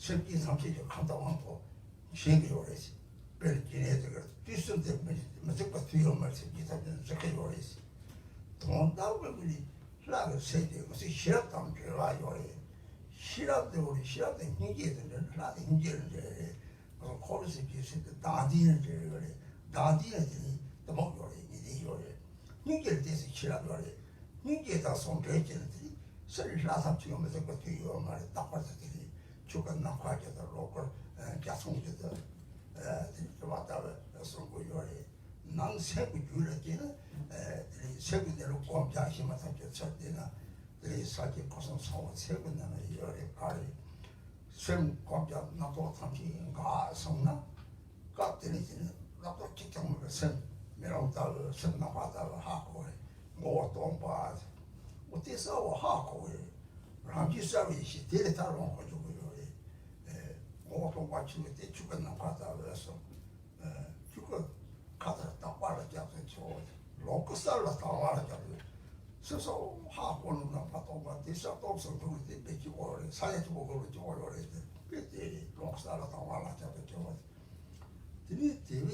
ti ha ko na ta ji bo to ma wa ta ke ta mi mo la ju pa se ti ta ke 다 레긴 바사 미모나 주가 롱게 되게 동에서 더블링이 통구요래 인도가를 동이 성동 무슨 통구요래 저로서 차트인데 대답이 동이까지 생기기 말았다 그래도 뒤에 마시네 나도 공공성사 니기 최고들이 나빠다를 이제 sen 나빠다를 죽었더라 싸워지게 양 대대 차도를 뒤지는 니기들이 특기 끌어 잡아야 뭐 동부지시 라미사베이시 특히 끌어 잡으이시 이제 것은 그 사원대다 뭐 특기잖아 세대대로 가야 되는 다다 요래도 사원도 들이 된 통을 못 다른 일도 사실 것은 용디다 소시 세나도 단데 메인들이 자자자 매도 사원 들이 이거다 와다 그리 다 사지 용디 탑도 들이 우리 서지기 제라들이 시 저하는 것들 우리 동담을 하고 돼서 지야요 이제라 신부이 시대 제가 토게들 세계탑을 마다로 버티고 말 저거 버티고 보면 이제 제가 가세요 제일 제가 가지고 세계 탑을 제가로 해서 신부이 시대가 토게 좁은 사람 강이 다 라딘 근타 빨리 지지게는 라가 있었나 강의가 있었나 들이랑테 갑자기 동은 처바 윤체고요. 제 가래 체험을 했더니 동당들이 무슨 레포차도 나디가 토를 나디 토 나디 참 야성 시대식 뭐 공들라 라도 지는 제일 또 배나 무슨다 저기 뭐야 라도 일이 있었나 너무 답지게 듣고 요 너무 미적고 말이야 세 요때도 많이 올라서 세 소리도 가도 매가도 그래 그런데 아다버리 야 못한 것도 또 자손들을 민마요래 강장도 와서 같이 그래서 누가다르면 같이 3일 제가도 주 몸에 등만 보자 좀쭉 가려서 거고요 쭉 가려 거기지 왜 끼까 저들 뭐말을 이치요 라게 라 탐지는 라직되는 이제 도마를 이치요 답대로 그래 우리 대회를 가지고 강의해도 되는 람산 도마를 있어도 지금 다른 거 시골들이 시골을 피도요 말이 시골들이 다 정말 지성선이 지나요. 지금 이들이 시도를 해. 정말 쳐고서나 지금에 시도를 같이 모다 강수를 시작해. 야, 그래 내가 말이. 나서 모다 따서 내가 차서 이거서 가르쳐 마셔야 돼. 이 살이 좁은 차들. 지금 살이 세워지고 또 니는 소소를 한 게지. 깝들이 직접 말이 살이 비해서 또 방이 좋다고 좁은 냄새에다가 소소는 우리 지역에 예를 들면 신바스가 봤으면 락거리나 싶은데 요래 락 용띠들이 락바스들이 시바 들라가 당도 시대가 제요래 이치게 대바 제요래 둘록 대사와 지금 당만이 돼 락에 남바들 시 가다라니 개와대 하고를 들이 잡서라는 대외들이 다 사지까지는 주인공 지민이 아주 아니까 비트가 설기를 해서 비트가 제고서 이 비트는 문제돼 나랑서 같이 그 비트도 라 고민 그냥 비마 송이라고 라디 생각 동의해서 송도 생각 라디 핑거 서로라 오 라디 로디 라디 생각 먼저 핑거 동문이 라디 시기에 계속 이런 말 동문이 라디 시기에서 깍들 동의서만 체험을 선택으로 나쁘게 대사요 말 대다를 주는데 라틴 침 저들 라틴 침배 이시라 세르 투기 쪽은 또 하고는 때문에 피마들 라그 때문에 인터고가 이 제대 하고는 다 라는 것들이 문에 들어온 거래 이렇게 받아다 이다 말라 용기 노디시라 되라고 그래.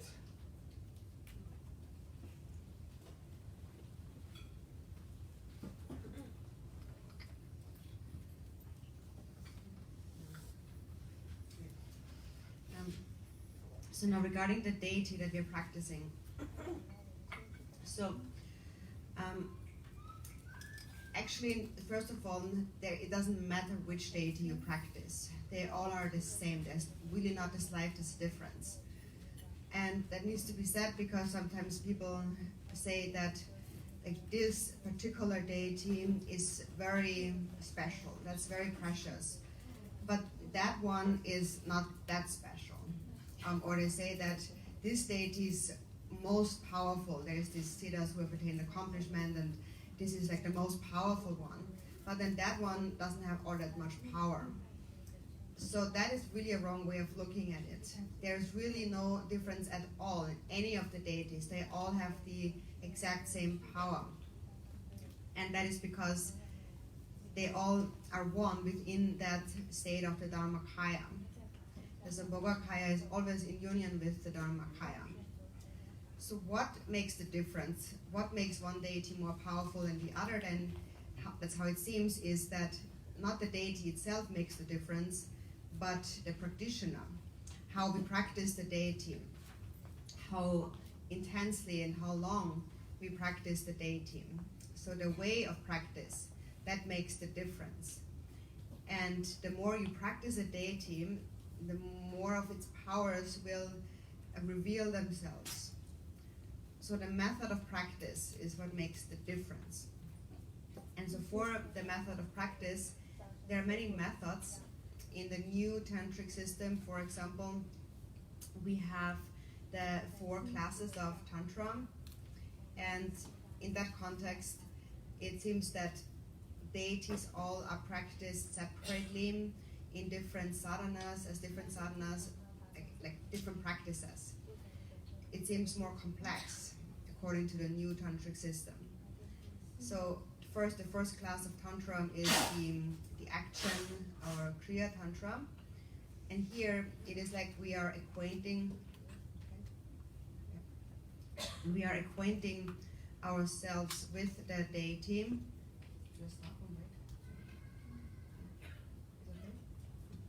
So we are acquainting ourselves with the deity, and then secondly, when we come to the charya or the performance tantra, we becoming like friends with the deity, and then third, when we come to the yoga tantra, we becoming like close friends with the deity, and then fourth, in the Anuttara Yoga Tantra, the highest Yoga Tantra, we are merging into one with the deity's mind. We realize that there is only a difference in body, but not a difference within the mind. Should I wait for you?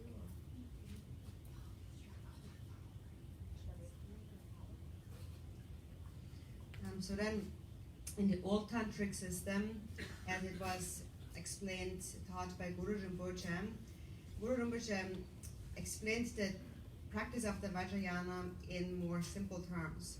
Simple because he incorporated those 4 levels of practice into one sadhana, into one practice. And as one practitioner continues to recite the mantra and practice the deity, that practitioner naturally progresses through 4 levels of practice. And that is referred to the 4 branches of approach and accomplishment. So first, there's the approach. First, we start to visualize the deity and the mantra string around the seed syllable.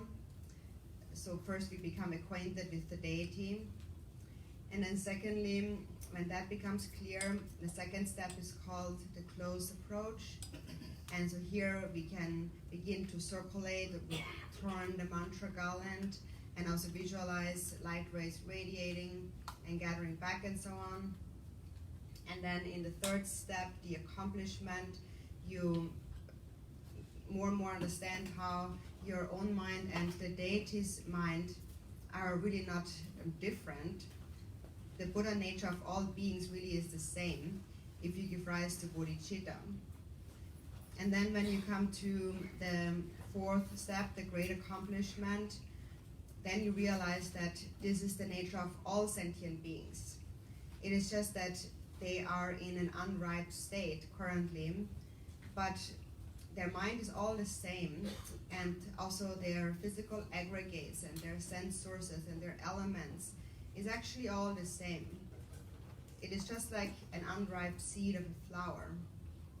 For example, if you have a companion and so on, you recognize, or a friend, you recognize that we are all the same, there's no difference. So basically here you understand that all sentient beings, if they give rise to bodhicitta, can attain Buddhahood. So this is all practiced within one sadhana. One progresses as one continues one's practice through these 4 branches.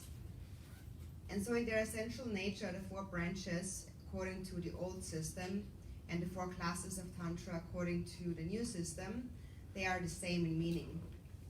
And so if we understand that, then regarding the method of practicing the deity, then we understand that if we understand this method, if we understand this principle, then the real actual qualities of the deity practice will emerge, will become clear. So the deity that we practice possesses 3 or 4 main qualities. So when you look at a deity, it's not just this picture, this image, that's the deity. It's not just like a picture. It has a lot of very significant qualities that we need to understand. Because the deity is a wisdom being, and we have said within the wisdom mind, all deities are one. So we need to understand the mind of the deity.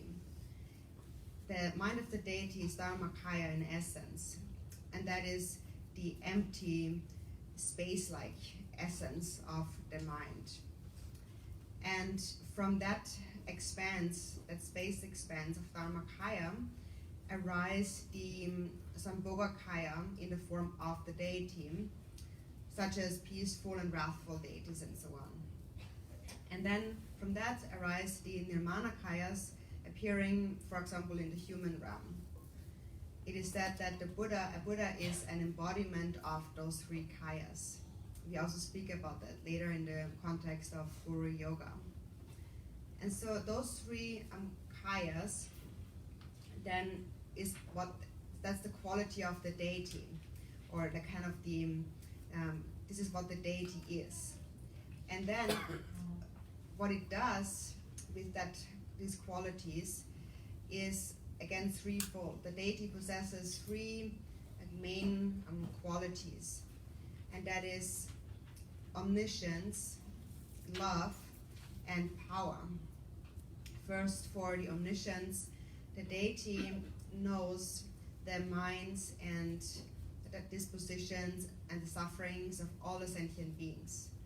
For example, it is said Chenrezig always looks upon sentient beings at all times, throughout the 3 times. There's never a time where he doesn't look upon sentient beings.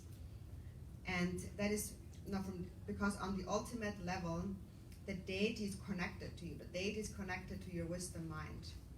And wisdom, or the manifestation of wisdom, is connected to compassion. Ordinary sentient being's mind is a self-grasping mind, and that is connected to the other afflictions, to ignorance, to dualistic perception. And even if they cultivate some compassion to some degree, to that extent wisdom increases. So the deity appears in this way, like a rainbow in the sky, emerging from the Dharmakaya space expanse. So that seems to be external to us. Then we also need to understand, however, how that all actually exists within our own mind. Those of you who are familiar with meditation practice, who know how to meditate, may have seen those qualities in your own mind. When you look at your mind, you can see the qualities of the 3 kayas in your mind. When you meditate, all thoughts stop. The mind is clear like a mirror. It is empty like space, and there is awareness. So the essence is empty, and then there is a clear knowing that knows its empty essence. And that knowing, that is the natural clarity, wisdom of the mind. And from that quality of clarity arise the Sambhoga Kayas. So it is said in a prayer that I take refuge in primordial, the essence of primordial purity, the Dharmakaya. And then I take refuge in the natural clarity aspect that is the Sambhogakaya.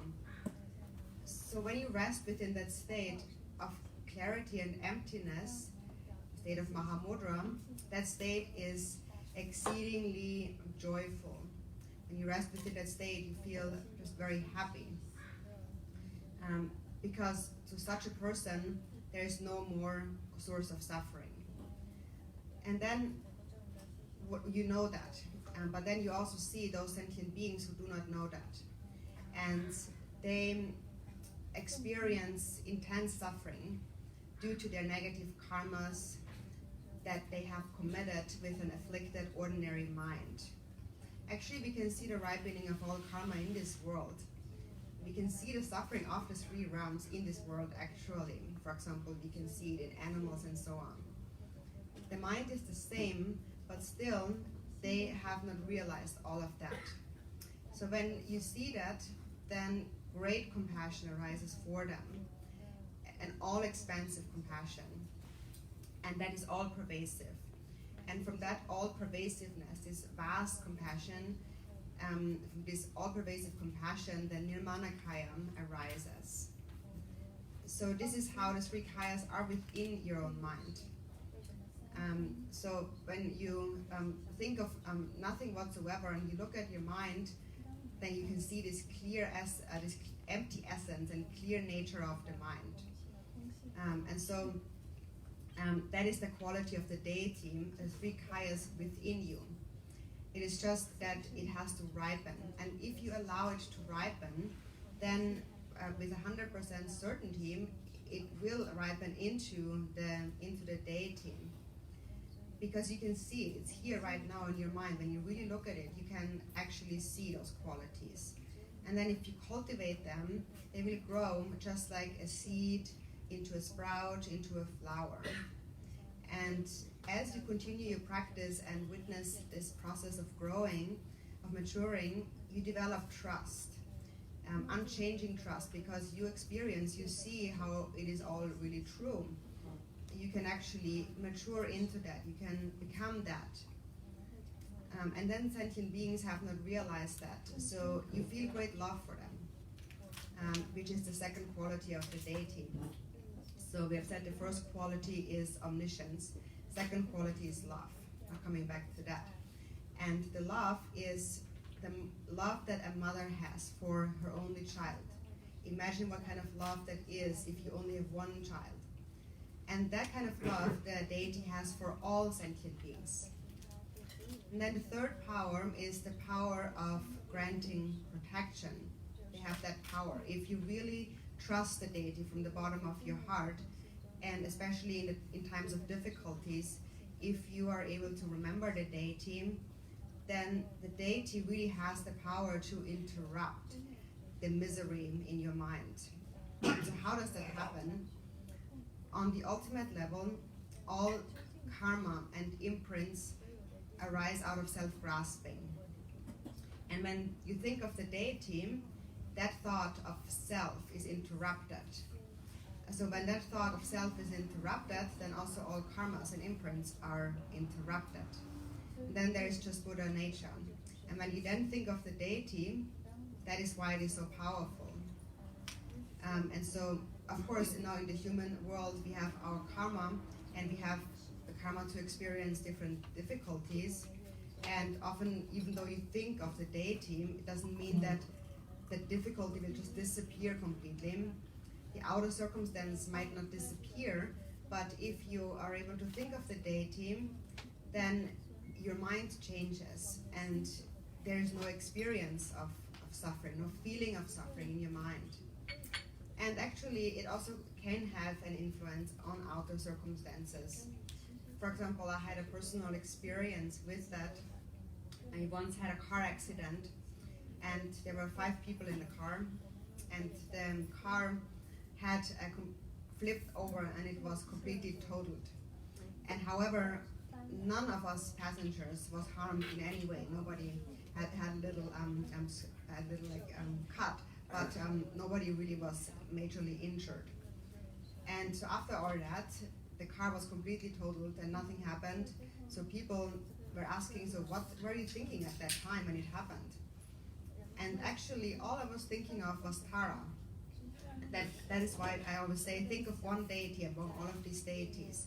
Have that one deity that you can remember, especially in times of difficulties. So that is what I am habituated to. So whenever there is a dangerous situation, instantly I am able to remember Tara. So for example, if you were to die today, if you think, oh, I'm going to die, then that thought is really of no benefit. It won't help anything. Because the moment you think that I'm going to die because of this I, fear increases. And then maybe just because of that, you're actually dying. Because there have been other car accidents I've heard where people had a car accident and the car didn't even look like much happened, but the people actually had died. And that is maybe also because of fear, the state of mind. And our car, on the other hand, was completely totaled, but nothing happened at all. And I also believe that this is the power of the deity's protection. So number 1, the deity loves you. And number 2, you love the deity and you cultivate faith. And then thirdly, if you're able to remember the deity, then there really is that power. Then the deity really has the power to protect you. So I truly believe in that. I really trust in that. So all of the wisdom beings, the wisdom deities, any of them possesses these 3 qualities of omniscience, of love, and of power. And if you recall these qualities, then trust in the deity arises. The 3 kinds of faith, the clear faith, and the longing faith, and the trusting faith all arise. So what this is all to say is that it's important. What's more important than to practice is to know how to practice. If you practice in this way, then this is the power, the quality that arises from it. So it is good to know the form of the deity and everything, but you also have to really connect to the deity on that level and understand how your own mind is actually connected to the deity. So therefore, it is that never forget about the deity, especially in times of difficulties. Always remember the deity. Or for example, every time you wake up from sleeping, remember the deity, make that a habit. So some people are not able to do that. They do practice the deity at times, but then they are not always able to remember the deity. And then they say, I've practiced the deity, but it's useless, there's no benefit. And then anyways they experience suffering. Because when the difficulty happens, what are they thinking about? They're only thinking about the suffering, they're not thinking about the deity. So even if the outer circumstance doesn't change, we have to think of the deity and our mind will be protected. So people say that, no, I have this difficulty and I try to think of the deity. Even if they actually do think of the deity, they don't really fully trust in the deity. And that is why in that moment there is a lot of difficulty. There's this experience of misery. So what we need to understand is that within one mind, two kind of different thoughts cannot exist at the same time. So when you really have the deity in your mind with trust and love, then the fearful thoughts will really disappear. So this is how we need to understand the quality of the deity that we practice. Because if you really understand that the deity has these qualities of omniscience, of love and power, then the practice will be of real benefit. It will bear real results then. So it's important that you're really able to remember the deity at all times. That's really the vital point here. And if you keep that vital point, then the real power of deity practice will make itself known. You will see it. So in brief, it is important to remember the deity, understand the qualities of the deity. 그래, 다 대자유 Rinpoche 가속 세던 체육 바테 강에서 기계신이를 마시나 이거요 말이지. 다다 잡도 마셔도 되니 시랍 좀 사기 주의좀 상행이 거기도 교신이 교신의 소리를 라마리 일단 다디 달라마를 먹고 그래서 스라트사와 라마를 잡수죠. 이제서 동어디 교회로 오거나 라마 띵 거에서 라마를 끄지요. 그래서 끄지도 강해지네. 사기에서 좀 껐음. 그래서 다다 라마 변 자와서 지지만 서로 끄끄 미래 송어 거리지 다 주공을 제시했던 연동하 람탐케진 소근하는 조고요. 데를 지진 앞서는 소도 더 송어 거지. 툭 죽어야지. 툭 죽고 뭐 사지에서 게지 죽아래. 그래서 송어 거다 주고로 정말 걸고 되는 꼭 죽거리지. 오늘 뭐 이거 소리라. 소속을 사적세 나서라나 기껏 기경을 되기는데 공유비 가려는 아들을 민족으로 매도 이렇게 사용을 이렇게 매도를 공매도를 가서 사용을 소리를 해. 뭐 이거 되는 앞서라나 뭐야 이거 이제 라마 거기에 라마 용기 것은 이거를 그래서 강력을 때 강력을 타고서 안잡을는 부추차서 강력을 차로 시작해서 통구요를 빼라 이런 데고 나디게 가서 나디게 차로를 차서는데 얘는 라마를 대봐 맞지는 다 차로인데 빨리 대봐도 뭐지 대봐 맞지 라마는 그냥 족족이요 라마세 강력하고 해서 그때 대봐진 말로 해서 돌아 배에서 말이지.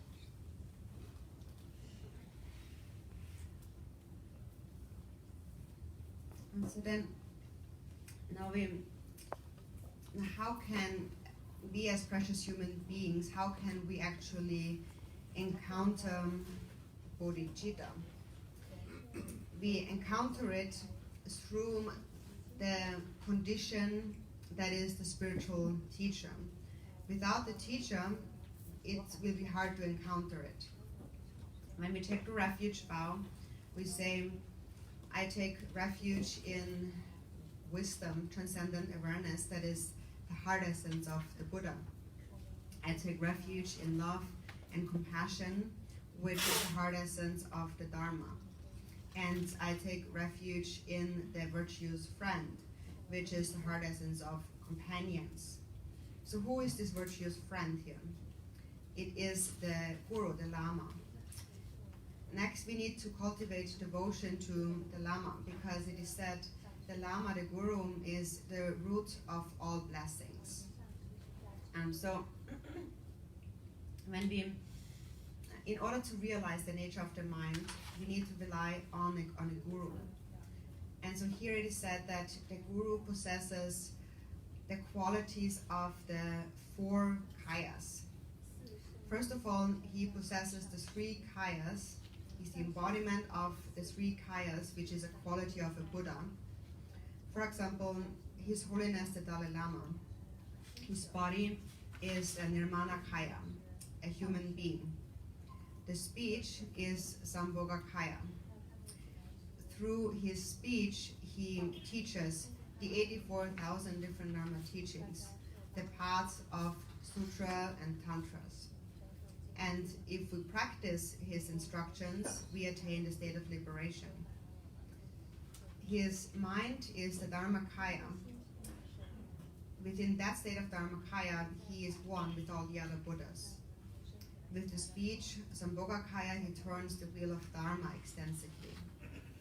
So these are the 3 kayas. And then now what's the 4th kaya?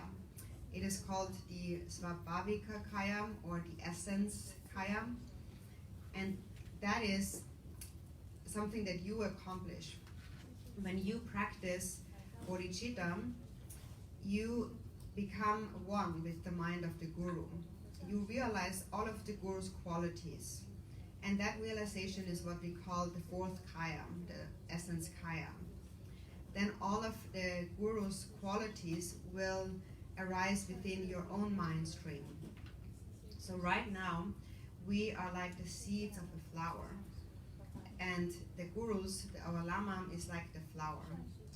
And when we rely on the Guru and we practice, then we will accomplish the Guru's qualities, which are the 3 kayas. And when we realize that we are indivisible from the Guru, that these qualities are actually one with our qualities, then that is called the 4th kaya, the essence kaya. And so here in the text, it is said the Guru's 4 kayas is like a snow mountain. And so a snow mountain is like the glaciers in this world, the snow mountains.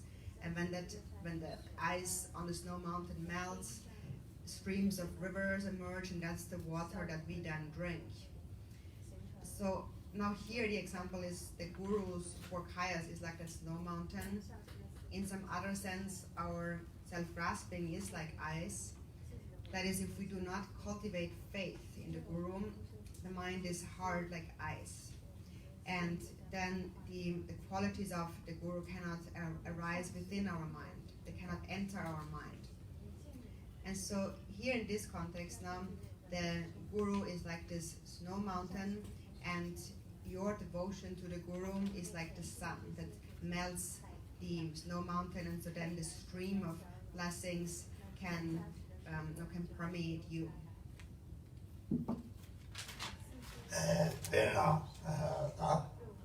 Lama Chukumain by Giving Tamki, Giving Tamki, Archibald, Sanyata, the son, the Dabu Churoko, Giving Tamki, Shapati, Giving Tabuyo, the anything, Mumbi, the Meta, Conley, I'm going to say that Tonko, say they don't let to be much half of Puyo, Matera, that's the way. Taniki about a mouth to jump out about the love tree. Yeah. Tiratini, also Tava Topona, Rando, just a tolerate, he don't call it all over the Lama Joaris. Lami, you did the young king. Treated the town, about Lama, dear, Lama soon is already. Lama took the Sanji, but is. Lama took the price Sanji, 라면 톡도 생기 중 가서 집까지 가면 공부들이 다 렘바 이게 도덕사 접선이를 했어. 예를 들면 도덕사 접선이 딱 서로 책임을 해주고 예를 들면 마주 받아서 세와 집에 이 시대가 투자들이 공 개발하기 내가 라면 되게 하고나 이제 라면 매나 또 사실까 보통 그냥 먹고서 도도 그러면 되는 라면의 기위 너는 출타와 탐지 잡으려는 강 주시면은 탐지 되시 자체보를 예상에 예상보다는 이성이 누용요에 이성의 투나 배나 다 좋아가지고 예를 들면 것서 따뜻다 라마도 사지다 라마다라 되네서 라마티별로 나타나리 바텔라서 와서 그까지 고마다기 넘탈때 로라들이 라마디 하고를 라마까지 까지 다고도 그다음에 중들 라마교회 분인데 통이 라마지 좀 답변을 사와는 그 말이 라마 송대 답고 자고 라마 거대 답고 자야 요 말이 라마 송대 사지 가서 제발 요 말이 대 답고 자네 대신에 이 무지바지 소소 고바도 문제도를 다루고 봐요나 다른 계속 가르치면 지고 떼고 봐 다인 거래 정말 코로 등에 대신에 들이 대지 타고는 딱 그래 따라면 가르는 거 하고는 고박이 소도가들 그지 말이 그래서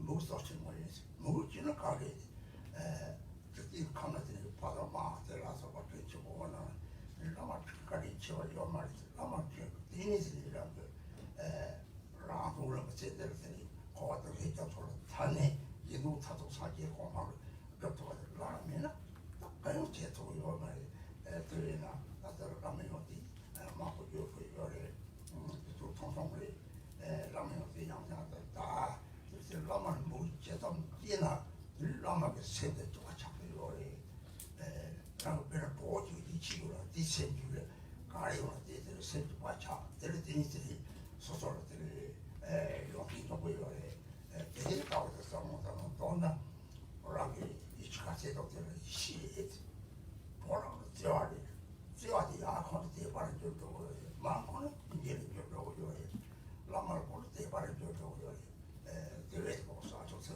지금 어디서 받은 문제지 라우레 대바를 못하지 데르티네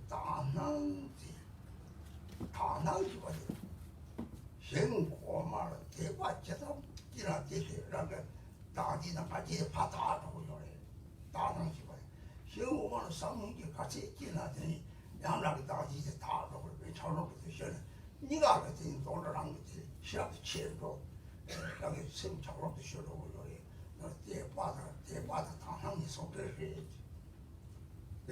공을 대바지 막 지금 말 대바지 라바티 공을 가고 때 말이 소소를 안 하게 되니 대바라티는 다난 대바다 다난이 오지 봐봐 대고를 대고 요랬지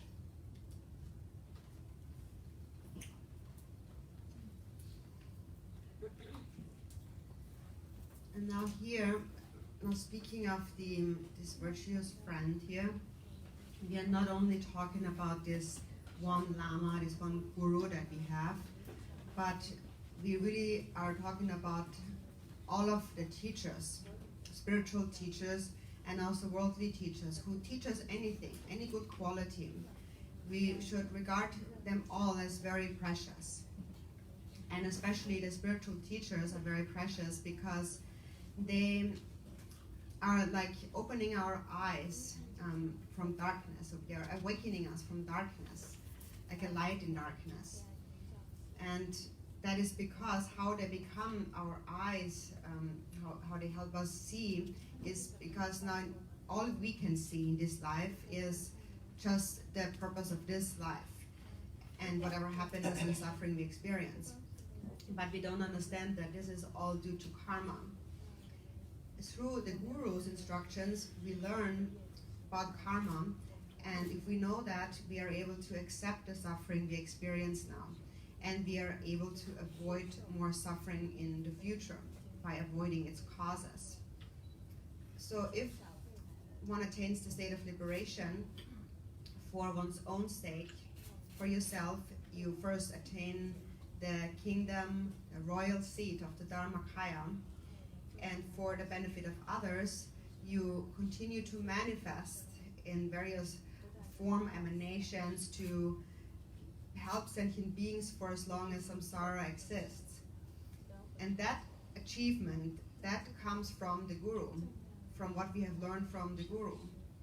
So think about these qualities over and over again. First, you develop a clear faith. You're inspired by the Guru. Now, when you rely on a Guru, actually, it is not advisable to analyze that Guru too much. What's more important than what the Guru is doing is what he is saying, his teachings. That's very important. And his mind also is the mind of the Buddha. The mental continuum of the Guru's mind and the Buddha's mind is exactly the same. The Guru expresses to us the teachings, the twofold truth. The Guru possesses the ultimate bodhicitta and introduces us to the relative bodhicitta. He also possesses that. He possesses immeasurable love for all beings. So just like we mentioned before, this love that a mother has for her only child. So this is how we need to understand the Guru's qualities, actually as we mentioned before, omniscience and love and power and so on. The Guru is really essential for our practice.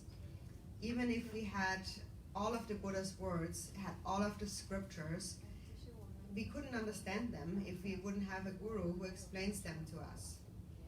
So all of the Gurus, all those who teach the Dharma, should be regarded as very, very precious. And if you see it that way, then you will want to listen to what they have to say. And then how do you feel when you listen to those instructions? Actually, all the Buddhas, these 1,000 Buddhas of this aeon, attain enlightenment through a Guru. Or for example, we know the stories of many past Kagyu masters, for example, like Milarepa. When we read their life stories, we can understand their great qualities and how hard they practiced and how many hardships they endured for the Dharma. So nowadays, often it happens that we go straight to trying to find the faults, looking at the faults of a Guru, and we are criticizing them. We are saying they're doing this or that. And that is certainly not a good thing to do. What we need to hold on to is the words, the instructions. We cannot really hold on to somebody's body at all. What we need to listen to is the teachings, the words, and these words are indivisible from the words of the Buddha himself. So in this way, we develop Guru devotion. Devotion in Tibetan means mögu, and mö, the first syllable, means an aspiration, to aspire. Gu means to respect. So first you aspire. You aspire to become liberated from the suffering ocean of samsara. If you really want to be free, then you will also listen, regard the instructions of the Guru. You will see those instructions as authentic. You will practice them. So first of all, you understand the suffering of samsara. Then you listen to the Guru's instructions. And because you want to be free from samsara, so this mö, this aspiration, you respect the instructions of the Guru, which is the second syllable, gu. So aspiration, aspiring and respecting. Milarepa also said that devotion is most important actually. And even though one's parents, for example, in this world are extremely kind, the Guru's kindness exceeds all kindness. It is because of the Guru's instructions that we can accomplish, first of all, our own benefit of becoming liberated from the ocean of samsara. And then we also have an ability to help others become liberated. If we would not have the instructions of the Guru, all of this could never be accomplished. So actually, speaking about the Guru's qualities, that could be done really endlessly, but we just don't have so much time. But look at these qualities and the stories of those Gurus again and again. And the more devotion arises, the more you're actually merging your mind with the Guru's mind. For example, it's just like when you really trust a friend, there's a friend that you fully trust in, then you're naturally connecting to their minds. And you're naturally believing them. So those qualities of that friend then also arise in your own mind. So you're connecting to the Guru's mind with trust and love. And this kind of love is actually always the same. It just manifests in different ways. For example, if you bring this love to a high being like a guru, then we call it devotion. And if you bring this love to sentient beings, then we call it compassion. But the essence is the same. It's really bodhicitta. It is also speak about the light rays of love, which in essence is faith and devotion. And what's important to understand here too is that that is actually directly related to a pure view, a pure perception. Devotion and or faith is directly related to a pure perception. The greater your devotion, the more you are purifying self-grasping and pride. The greater your compassion, your love for sentient beings, the more self-grasping becomes purified, the more the ice block is melting. And wisdom increases further and further as the ice block melts away. So faith, devotion and pure view are actually an indivisible union. Therefore, if you, for example, like a certain guru, have devotion, then the reason why you should develop devotion is not because you might think, if I show I'm so faithful, he will like it. He likes it if I have devotion. That is not the right way to view it. It's for yourself. You have to develop devotion because devotion, faith, leads to a pure perception. Actually, faith and pure perception have exactly the same essence. So that is really important to understand.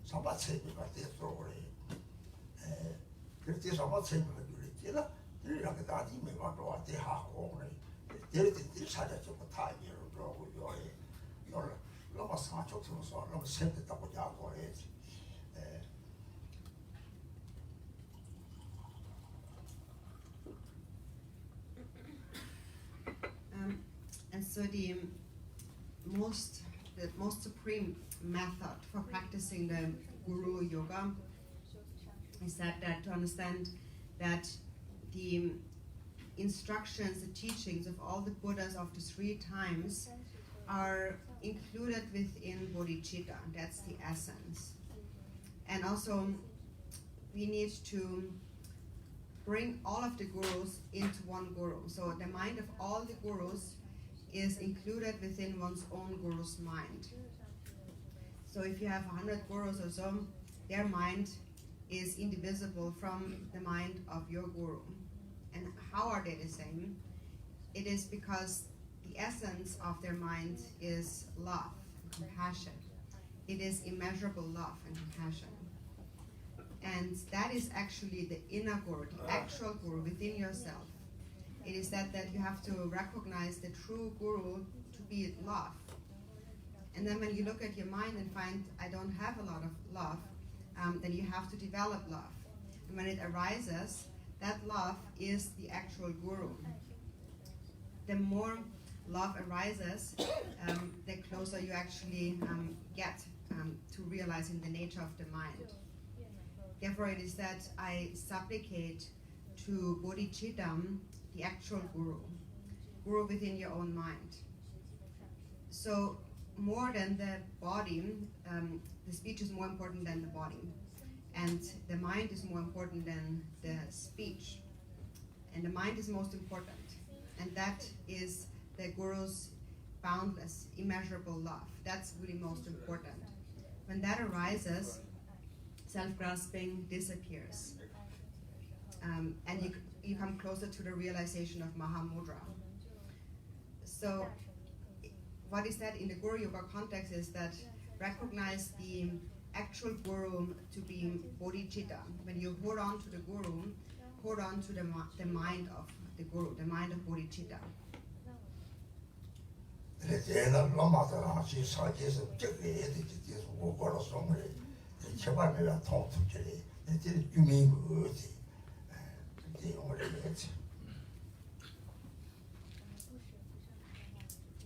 Lord Jigten Sumgon also says in another song that the Guru's mind, the Buddha's mind, and your own mind, my own mind, are one.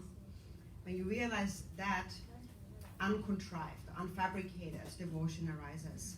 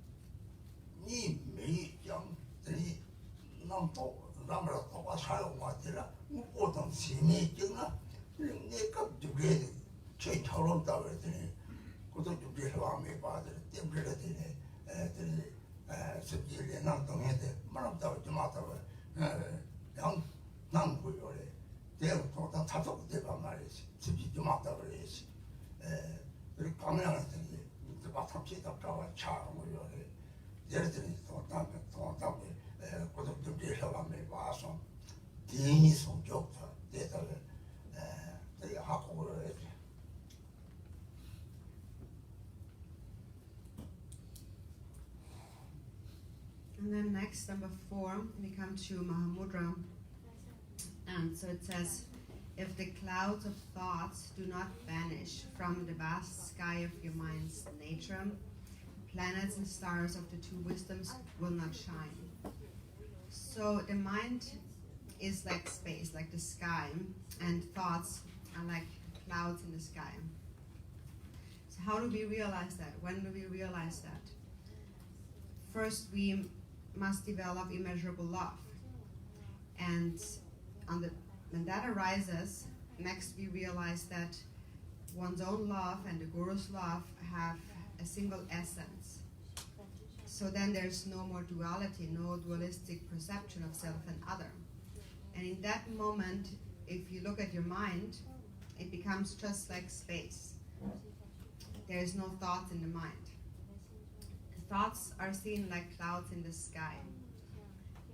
And when you realize that there is no duality, then you have really understood the root of your mind, the actual nature of your mind. So how do we realize that? How do we realize Mahamudra? The meaning of Mahamudra is that the mind is empty and clear. And empty of what? So in which way empty?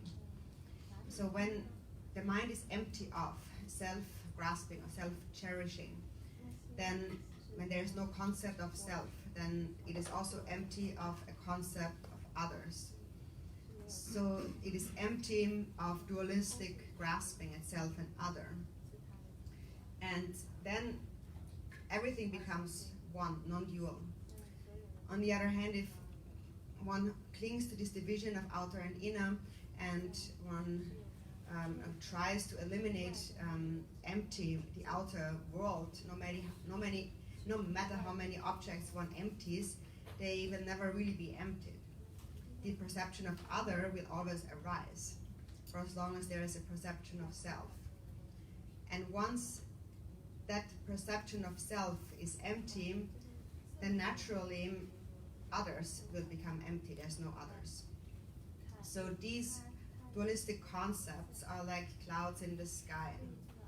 And at that moment when you see it, this perception, this experience of non-duality naturally arises within you. And then even though you perceive so-called outer objects, you don't see them as separate from your own mind. It is that appearances are one's own mind. This is what you then understand at this point. And then even if afflictive emotions arise, they will just dissolve on their own like waves subsiding into the ocean through the quality of that state of Mahamudra. And then it says the planets and stars of the two wisdoms will not shine. So those two wisdoms, when you realize Mahamudra, then these two wisdoms in your mind, these two kinds of wisdom will become revealed. So one is the wisdom that knows things as they are, the true nature of things, the ultimate truth of non-duality, that samsara and nirvana are inseparable, that your own mind and the Guru's mind are inseparable. And the second wisdom is the wisdom that knows everything in its whole extent. So you know that things are not separate, you know the true nature of things, and yet things arise. Various thoughts appear in the mind. And if you cling to the true existence of these thoughts and the true existence of appearances, then temporarily the mind remains in this ice-like state, ice-like frozen state, because karma is unfailing. So as a result of interdependence, then sentient beings temporarily experience suffering as a result of their own karmas. But that is not their natural state. That is just like a dream or an illusion. It is not the actual truth. Actually, there are no real sentient beings. Sentient beings are an illusory appearance for as long as there is grasping. And when one separates from all these dualistic grasping in the mind, then what one realizes ultimately here, when you realize Mahamudra, is the union of the two truths. That is the empty nature and also the unfailing nature of karma, cause and effect. 사자치 공문에서 공부하면 아무것도 못 해야지. 랑생 대방가 마음과 맞지 발생은 되나? 생각하다니 또보다 좀 차용을 요래. 예사오 되고 하고 요래. 싹동수 좋지. 들리고요. 가는 용기 치고 이요래. 당 호대 구체적이 요요 삼나? 생무주요래. 정크리 지가서 맨들 그런지 바닥지 마당도 제일 다바이마 제가 일적대 라지 마다 차례 정크리 생무쳤대나 다다다 설때 기타 맛없잖아 싸우고요래 너우서는 나가서 봐나니 제를 맨쪽에 딱 맞춰 봐 그러라고 하고 제가 차용을 지강을 때네 그래지 프로그램 탐지라 제답을 낙제에 다다가와 싶어서 어떻게 내가 들이 영어 같은 거 이거 쳐달라는데 제가 타고 요래 내가 깨양 마셈을 앞에 줄여서 서서고 들어가나 요사고 요만 미사고 요만 서서고 하고들이 제대 봐서 다 사대적으로 쳐 누나 내가 가네 셈마 또들 이제도 소리들 또 봐서 싶어서 어떻게 정리되는 나도 또 봐서 봐야 되는데 나도 다시 본적으로 해서 조람 탐지에 대해 거래서 셈마 또들 이제도 이제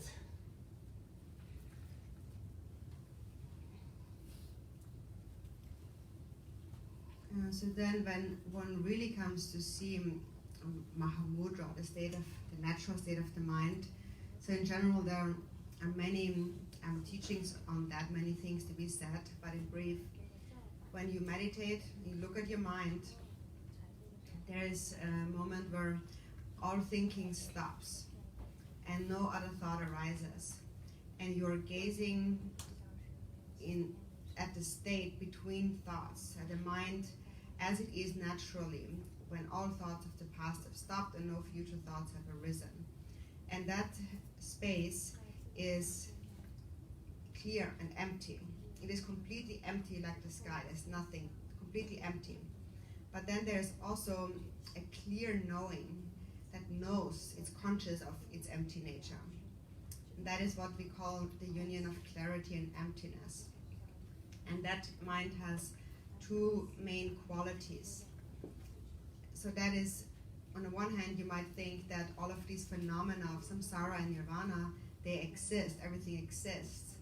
If you think that, then in the end, all of that exists is created by the mind and compounded.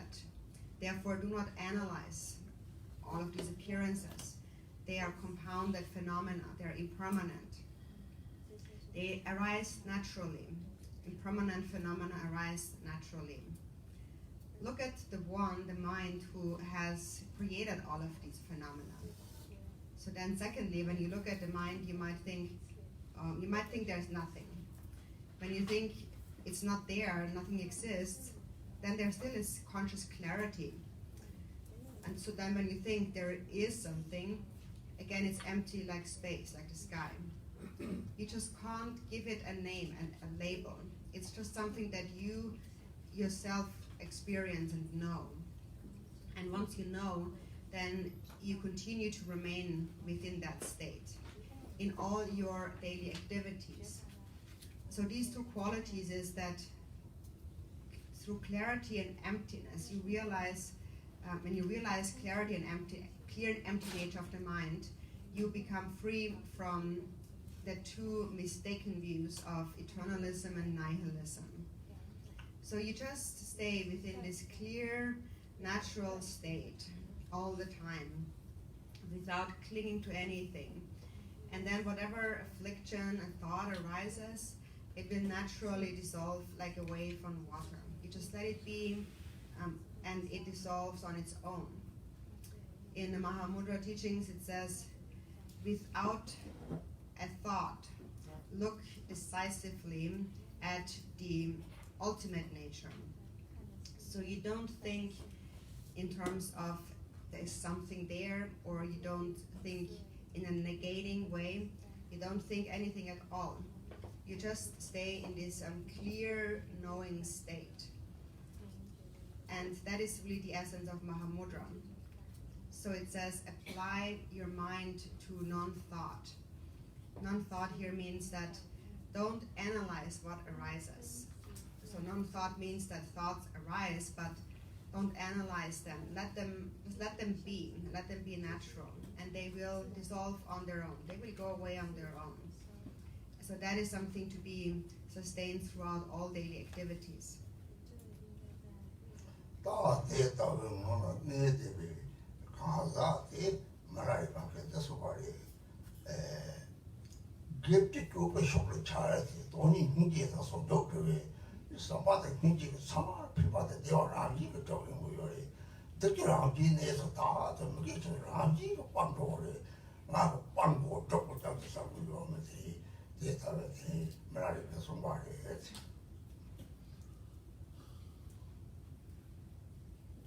So regarding a practitioner who bides within such a view, Miller Rebbe had said, within such a view, of emptiness and compassion, within such a state, the 10 virtuous actions arise naturally on their own, spontaneously.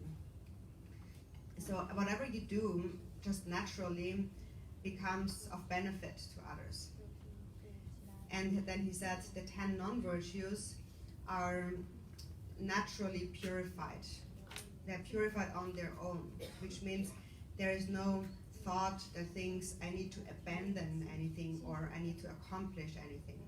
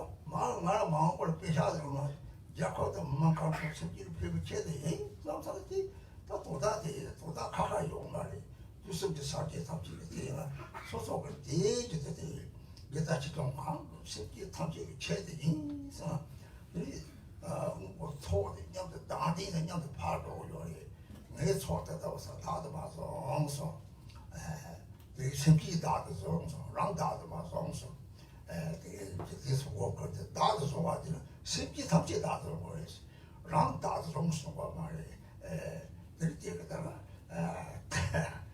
다도 좋아서 호암마디게도 로터리야 고요를 내가 당서 다 저밖에 뭔데 이거를 아요 당거를 다 속는 남쪽으로 마음바라 이 처음에 로터 상주 두쪽에다 여민이 데려다 봐요 말이 애들 같이 보여래 그다서 좀 하나를 지쳐버리니 나바사지가 요도 뭐라고 사도 요조 너무 어디서 문문한테 나타나기 로티 통세를 살린 거를 깍들이들이 세든 나가는지 잘 어울리 이 주로 답을 다시 들으시오.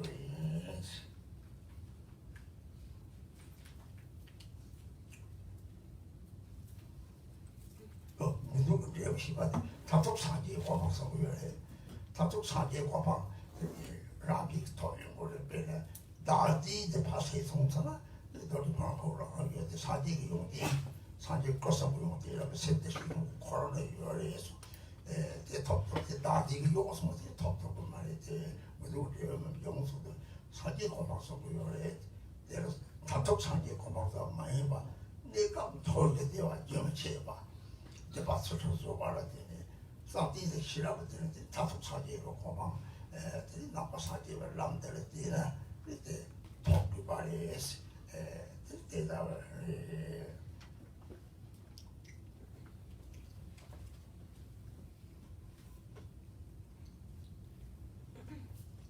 So then lastly, there is the dedication, the prayer. And so it says, if you do not polish with prayer the wish-fulfilling jewel of the two accumulations, the results that you desire and need will not appear. The two accumulations is the accumulation of merit and wisdom. First, the accumulation of merit is the cause. And that consists of, first of all, with your mind, cultivating a motivation of love and compassion. And then with that motivation, whatever you do with body and speech, greater and small things, whatever you do becomes a cause of merit. So in brief, merit is the wish to benefit others. That's the accumulation of merit. And secondly, the accumulation of wisdom, that is the result.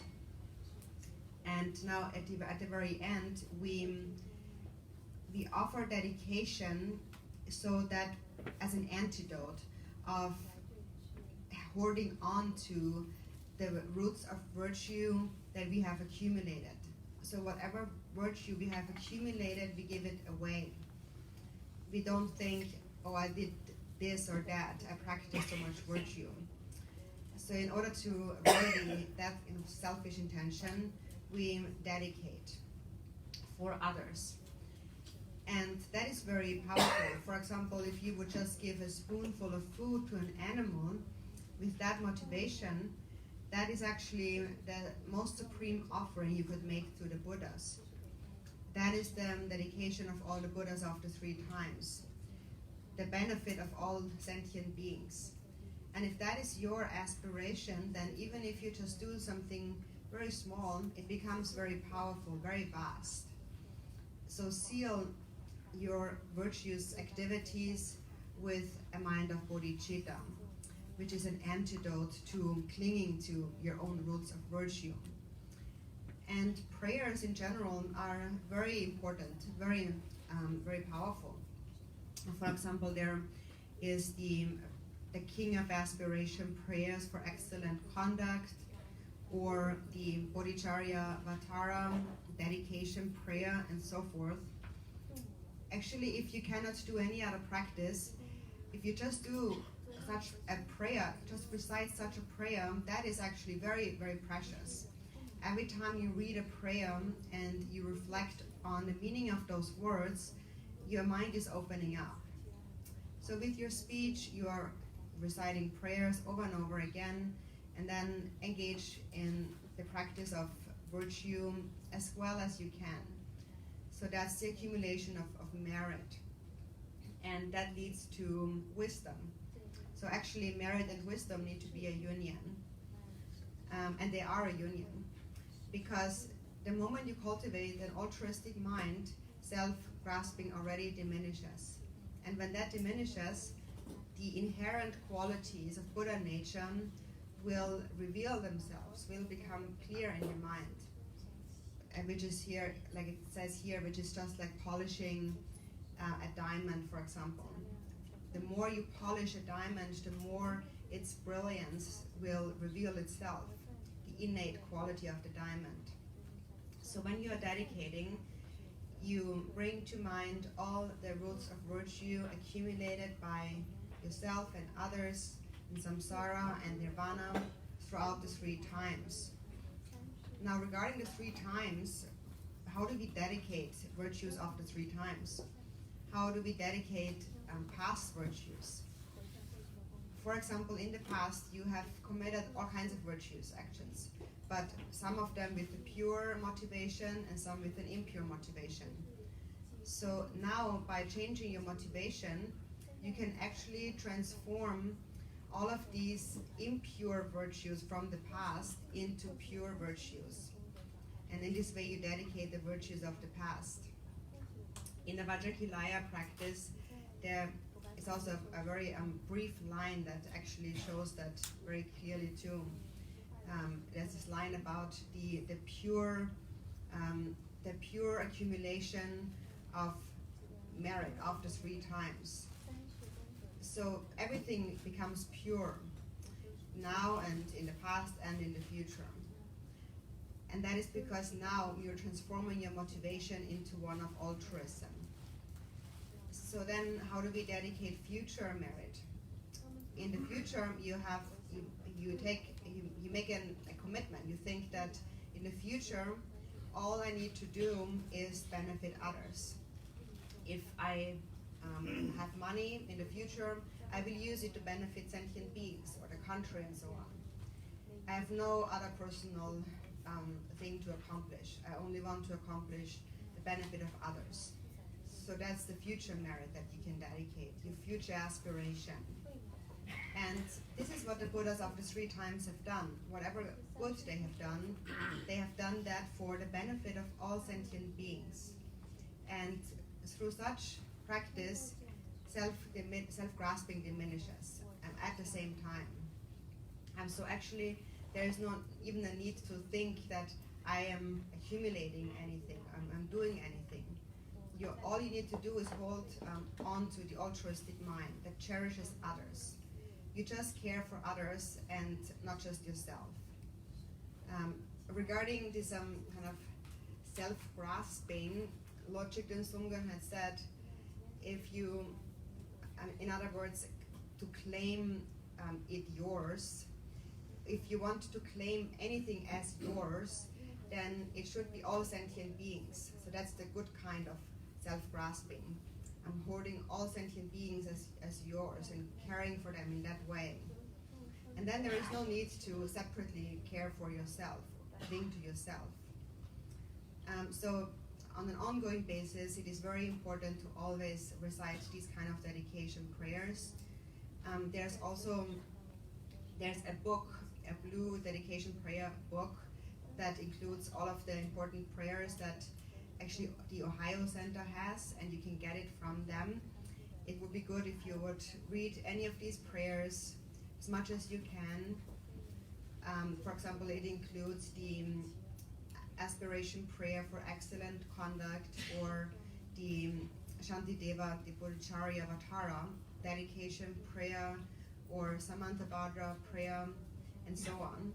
And these are actually all very important prayers that are practiced in a general sense throughout all the different Buddhist traditions. And actually there is no greater practice than doing these recitations of these prayers. That's the best recitation to do, really. Because then the meaning of these prayers will arise within your mind. And when it arises, your mind becomes open and vast like space. And then lastly, it says here regarding the ultimate result, so the results that you desire and need will not appear if you don't polish that. And so the ultimate result that we need and desire is the attainment of enlightenment. But it's not just that, actually. When self-grasping diminishes, then just like polishing a diamond, qualities begin to emerge.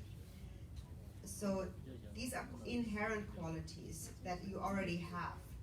The qualities of the three kayas are inherent to your Buddha nature. It is just that you can't see them because they are obscured by self-grasping. So that is why you cannot gain them, you cannot accomplish them. But actually all these qualities are there. And so because of that, it is not just an ultimate result that is attained. Also, temporarily, if you engage in practice in this way, temporarily in all future lifetimes, you will continue to take birth in the higher realms as a result of having practiced generosity, morality, and patience, which arise out of love. And as a result of practicing meditation and wisdom, then you attain ultimate enlightenment. So these are these qualities that can be attained, achieved, if we rely on the practice of the Buddhist path. Thank you, and Tashitelek, Madame of friends. Thank you. Thank you.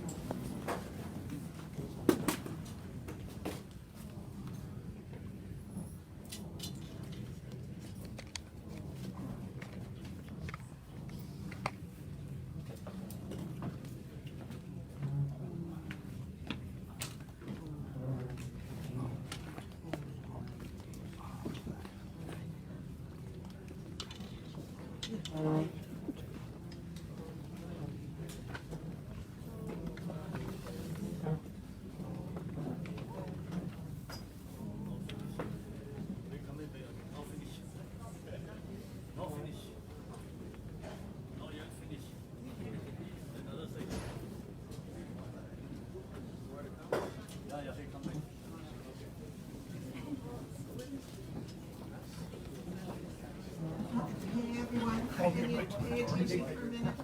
Rinpoche will be bestowing refuge after he rests for a few moments, and then we'll be done for the day. So if you're staying for refuge, just make yourself comfortable.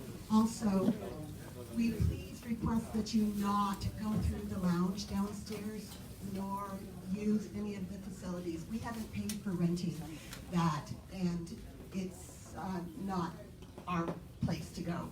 So we put someone down there to remind you, but please don't go in the area downstairs where the sofas are, or use the kettle, or do anything like that. Thanks.